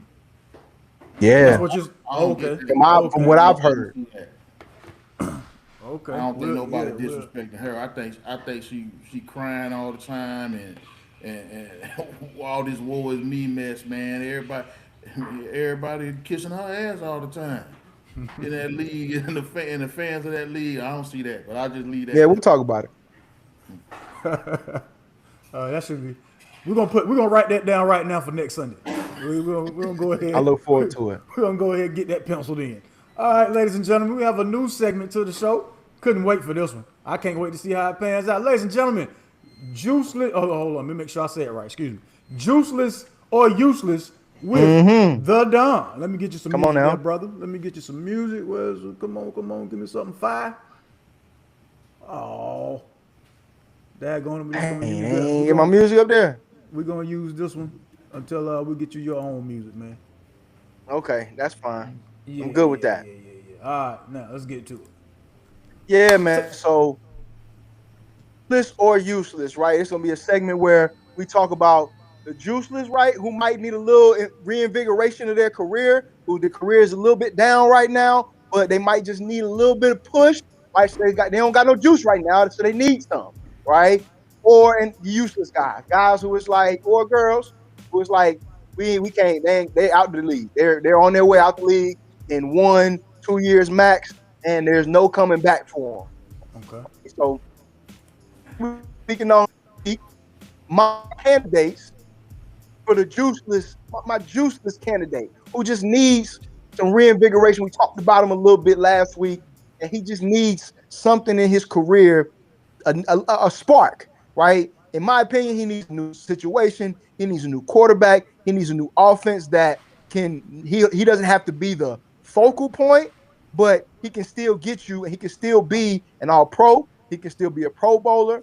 He can still be a perennial all-star in this league, right? If he's in a new situation, if he can go to a new place to give him some more juice, because either you're juiceless or you're useless. There's no in between. You're either one of the two, right? And my juiceless guy for this week is Tyreek Hill. I believe that he still got, even though he's still dealing with the injuries and whatever he's got going on in his knee, which was terrible, I still think he can come back and be fast. He can come back and be a dynamic football player. He can come back and give you an offense, right, competing for a Super Bowl, right, quality snaps per game and quality yards. He's still 1,000-yard receiver. He's still got the ability to get you 10, 11, 12, 13 touchdowns a year. I don't believe his career is over just because of this knee injury. I think because of how bad it was, it might take him a little bit longer to come back than initially anticipated. But I still think he's got some life in his legs, and you can't teach what he has. You can't teach how to be fast. He's gonna be fast, right? He's just gonna need a little bit more ice after the game to get there, and might need a little bit of WD-40, but that is neither here nor there. My useless candidate for this week, who I think, and we talked about him a little bit earlier, I think his just career is just, unfortunately, I don't think he's got too many more years past. If this one, he might get picked up middle of the season, or he might get picked up before the season, but I don't think his career is gonna be on the up trajectory like it started with Trayvon Diggs. It's unfortunate, my boy, because you led the league in picks when you was with us. We was with the Cowboys, but since then you haven't really done too much. I know you had a couple of injuries, things like that, but I just don't think your career is still gonna be on the up and up. I think you're on the way out the league. Is a little bit of your brother because you've been distracted right along with him. I don't know, but you just haven't played up to the standard that everybody thought you were going to play to when you led the league in interceptions. I think it was your rookie year, if not your sophomore year. And so I don't think you got more than one or two. I don't think he has more than 1 or 2 more years left on his career if a team decides to give him a chance. If not, I think he's going to be a prime UFL candidate. So, what do y'all think? How old is Trayvon Diggs? So he's young still, right? I know, man. He probably a good 24, maybe 25 at the most. Yeah, I hope you wrong with that one. He's too young to be out. But 27, actually. I'm sorry. He's 27. that's still a young man, but we'll see. So, what y'all think about the who's juiceless and who's useless? I know kind of sprung on y'all. So, any candidates for juiceless and the useless? Useless is Brandon Ayuk. I had that one already in my head. So as you said useless, Brandon Ayuk. Juiceless, who might need a push, Xavier Legette. I'll just go with Xavier Legette, man. You the one that's going to need. I mean, because it's either now or you can join Trayvon Diggs in the UFL after this season, partner. Because he's a prime UFL candidate too. He looked real good. He was real good in the UFL. Hey, the Birmingham Fire with it. The Birmingham Fire or one of them squads. You know better come on with it. Yeah. So yeah, juiceless. My juiceless guy is Rome Odunze. I need you to you need to come with it this year, man. Because coming out of college, he was supposed to be the guy. He was supposed to be all like, world. yeah, like AJ Brown, big body, or DJ Metcalf, something like that. He was supposed to be like. I'm waiting to see it. We've seen flashes. We need to see that. So I got him with the juiceless. Oh man, the useless. I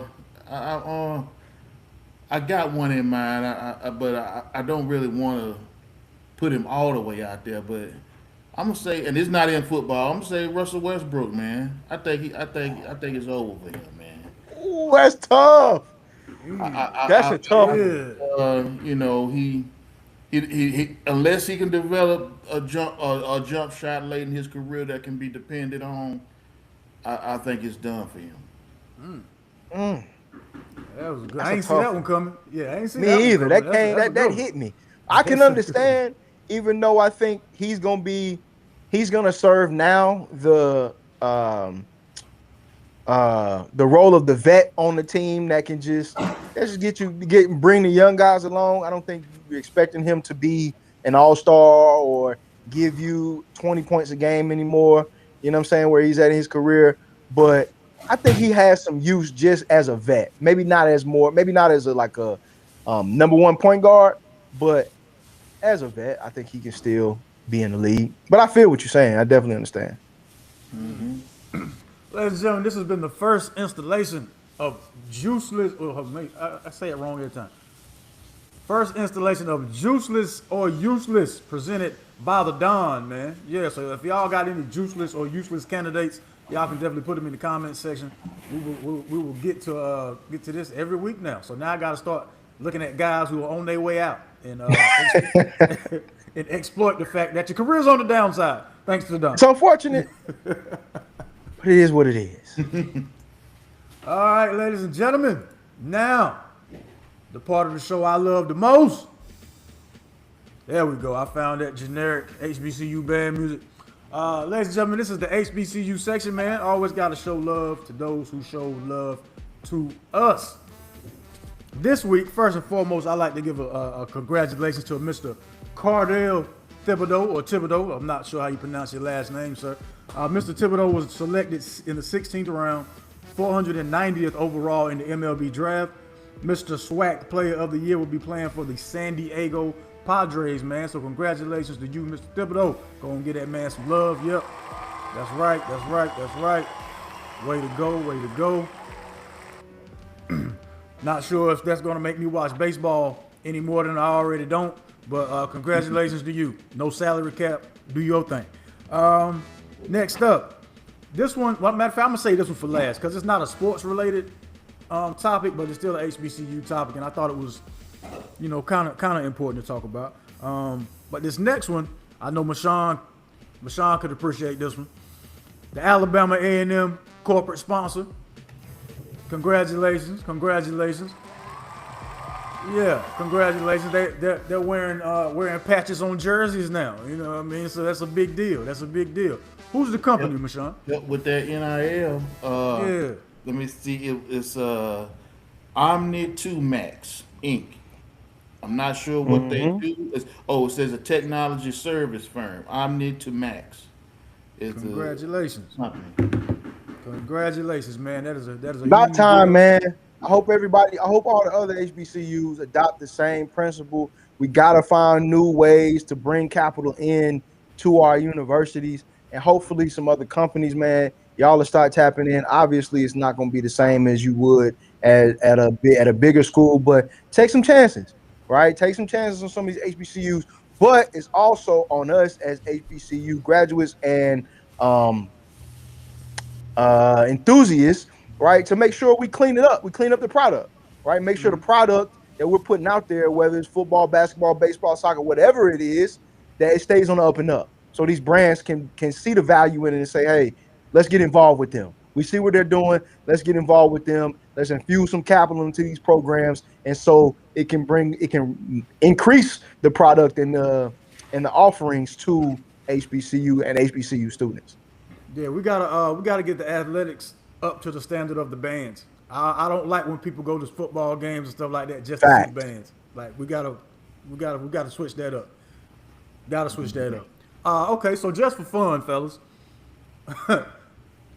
what what establishment that y'all remember from y'all time at the HBCU should be the business on the jersey? So I'll go first, right? I'm gonna say Cookout. Cookout should be on the jersey of all A&T football players and basketball for that Too matter. easy. Yeah, Cookout. I was gonna say Miss Winters, but they just destroyed it. They tore it down. So Miss Winters is no more. R.I.P. to Miss Winters. If you Rest ever in went peace, through Miss Greensboro, Winters. if you ever went through Greensboro during those illustrious days, then you know Miss Winters was the only place where you was getting 3 pieces of chicken, possibly 2 sides and a biscuit and a drink for $1.99. That right there should have let us know there's something up with this chicken here. There is. They ain't gonna be in business too long. Yeah. But yeah, Cookout should be the national man. sponsor for in North Carolina A&T. Don, you go ahead. Man, I'm gonna honestly, and I was torn between 2, but I'm gonna go with DTLR. Right, Okay. DTLR. Most HBCUs are in a place with a mall. Most malls near these HBCUs is a DTLR, and that's where we getting a lot of us getting our clothes. Or when I was in school, we were getting, because we didn't have as much online shopping, but getting our clothes and our shoes. I was fighting with that in the Foot Locker. All right, Foot Locker, you're gonna find Foot Locker close to a lot of HBCUs, and that's where a lot of us are spending time on Fridays and Saturdays, really Saturday morning, trying to get these shoes so we can wear it to the homecomings and the parties at night. One time for Fashion Avenue over there. Hennessy as a on 2B. Summit, on Summit Avenue. Shout out to Fashion Avenue on Summit too, man. Yeah. Right next to the good. Foot Locker, man. Exactly. Yeah. Exactly. That man said Hennessy. I don't want us to put any liquor sponsors on the college jerseys. Oh well, you don't want to hear Jay. Oh, But man. nah, we having fun. Go ahead, Michelle. My sponsor would be, I don't remember I remember the name of the store, but I don't. It was a convenience store down the street. That boy, we used to be able to get our John's convenience Nigga, you store won't. down. Everybody got Meridian- one of them. Oh, Meridian Everybody had a Street. Johns. That's the one for Alabama A&M, and I would say the Greasy Spoon on campus. Those Greasy two, Spoon. Greasy Spoon. Greasy Spoon, boy. And like, after you left John's to get what you need, you can go by the Greasy Spoon, get you something to soak it up. I was gonna say because you're gonna need it, and that's what Miss Winters was for. That's Those And two would be Bojangles. I guess our Saturday, A&M Sunday Bulls morning. corporate sponsors. Yeah. Don said in Bojangles on Saturday and Sunday morning. Oh, absolutely. Man, that's the only thing you can help you respond, because you go to a lot of times Saturday and Sunday morning, you're going to miss the calf because it was a long night. And so you wanted to stay in the bed. So most of the time you were going to just go to Bojangles and get what you needed there, get you a Cajun filet in the morning, some bowl round. You got to get an orange juice too, because the pink lemonade or the soda really ain't going to do it for you. So you got to get an orange juice to kind of bring you back. But yeah, Bojangles, we need a sponsorship, right? One of our schools, Central, A&T, JCSU, Elizabeth City, you got to sponsor somebody ASAP. Plus Bojangles had the student discount. So yeah, one time for the Bojangles that came in clutch, man. When you and somebody was like splitting 2 pieces and biscuits and all that kind of stuff. Because we didn't get NIL money. You know what I'm saying? $0. Our NIL stood for not in life. No, you're not getting Never. never Sorry. in life. Yeah, That's yeah. right. Okay, so another subject I had under the HBCU section, the Tuskegee dress code situation. I don't know if y'all heard about it. Yes. I So didn't. my thing was, I don't see why this is an issue, because I know in the business school, they already have to come, prepared to be professional. When I say business school, I mean like just the department at the HBCUs for the most part, don't they? I know at A&T, you see the guys walking around in their suits, you already assume, oh, they must be business majors, just because. And plus, man, you don't want to see nobody in the middle of the day, 12 o'clock, walking around in pajamas, because even if you took a shower, you look stinking. Yeah, I have. I just think that's the issue with it is, be man, we just got to do better. I mean, because I've seen some, and this getting off the sports subject a little bit, but I've seen people talking about that issue, like because they're asking students to look better and present themselves better in the classroom setting and at lunch and all that kind of stuff, that we are trying to delve into respectability politics and trying to be more of a more, I guess, kowtow to white folks. Like, man, look By presentable. looking by looking presentable. Now Yeah, you're trying like to, looking good gracious. presentable is not. I mean, we always back in the day, man. We always wanted to look and carry ourselves like we, was put together. So now somebody asking you to look the part and look like like your grandmama would want you to look Thank you. That was is a gonna be my. bad thing. I don't get that, man, and I'm just like, man, if this kind of thing is causing us to say that somebody is trying to kowtow to other kind of politics that don't have our best interest in mind because we asking you to look good, man, we got problems. We got to fix And that part. It and shouldn't they ain't even even be an issue. it ain't even asking you to look good. They ask you to look presentable. Look presentable, right, right. Yeah, Done. I think that it is a slippery slope, right? From a couple of different angles. I understand completely and wholeheartedly why this is being said because kids are showing up, like y'all said, in pajamas, in bonnets, in do rags, in all types of stuff to class, right? Like you literally got out the bed and just put your slippers on and went, right? So I understand as far as from an academia standpoint why they want to implement these changes. However, if we're gonna get down to the brass tacks of it, I'm paying y'all to be here, right? I'm spending my money to come to this school, and I'm choosing to do that, right? I think that honestly, it should be a high school setting. High school shouldn't allow kids to show up because it's what's happening right now. High schools, you can show up same thing in You pay the in club to go there, pajamas, you look huh? good then. You said what? I said you pay the club to go there and you look presentable much better than you don't wear no Some club, bonnets and stuff some up in there. clubs, yeah, some clubs you do, but at the end of the day, the clubs they're getting paid like regardless. You know what I'm saying? Like they're getting how am I say this? They're on they're more private. They're private businesses. We're gonna be real, right? Private schools, okay, yeah, you can do what you want to do, but some HBCUs, I'm not sure if Tuskegee private. I think Tuskegee is a Tuskegee private is a Okay, university. private. so Tuskegee can do it. Now, private HBCUs, I understand you can make your own rules. I get it, but it's a slippery slope because again, I'm paying my money to be here, and I had this problem with professors like saying if you're late to class, I'm not letting you in.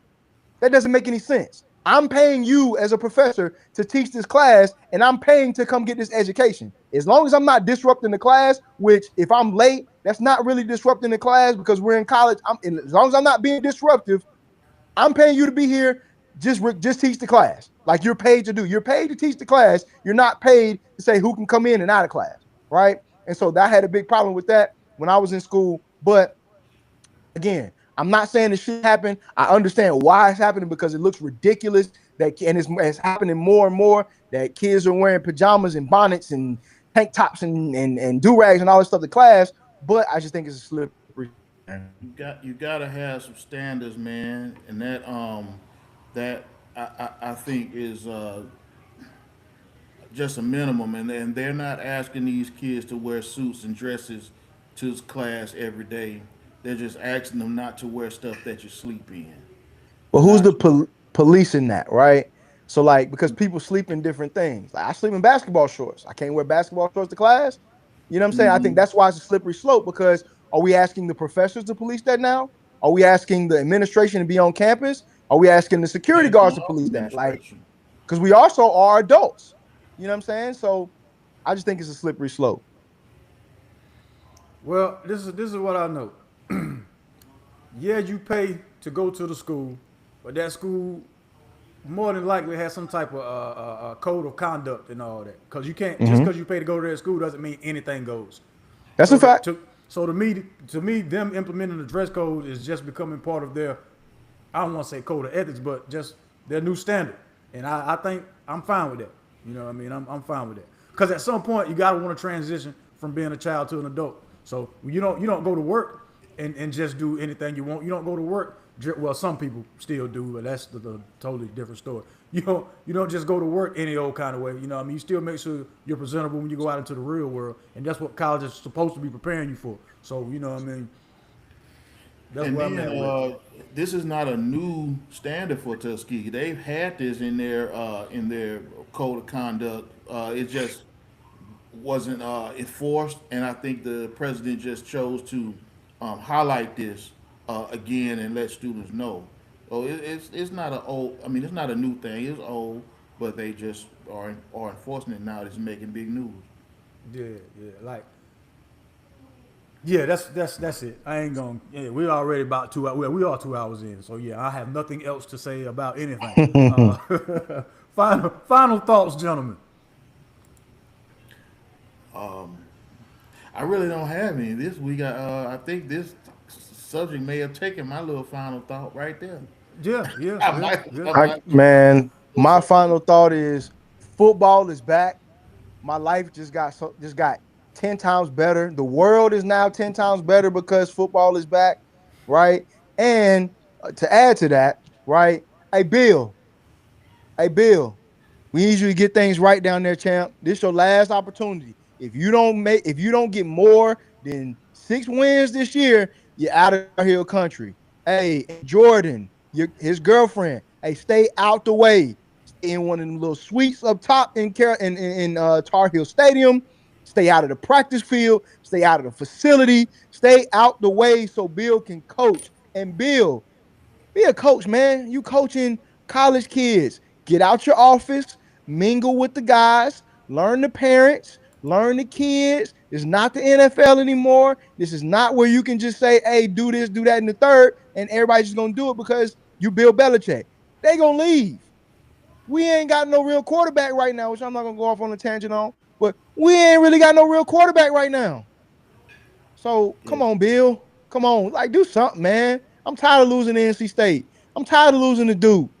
I'm just tired of it, man. Come on. 6 wins is going to be a stretch for Carolina this year. I think all that stuff you mentioned, man, Bill Belichick he's been a disaster since he came in. Well, we'll see how it goes, man.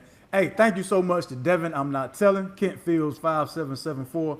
For Nama John Holland 4353. And hey, what's going on? Aunt Lorraine at Lorraine Hill C7N. I really appreciate y'all for joining us, man. Same time, same channel next week. Don't forget, whenever you go outside, y'all take God with you. Y'all be kind. Y'all be careful. Until the next time, peace. Where is that outro music? Bow. We'll see y'all next time.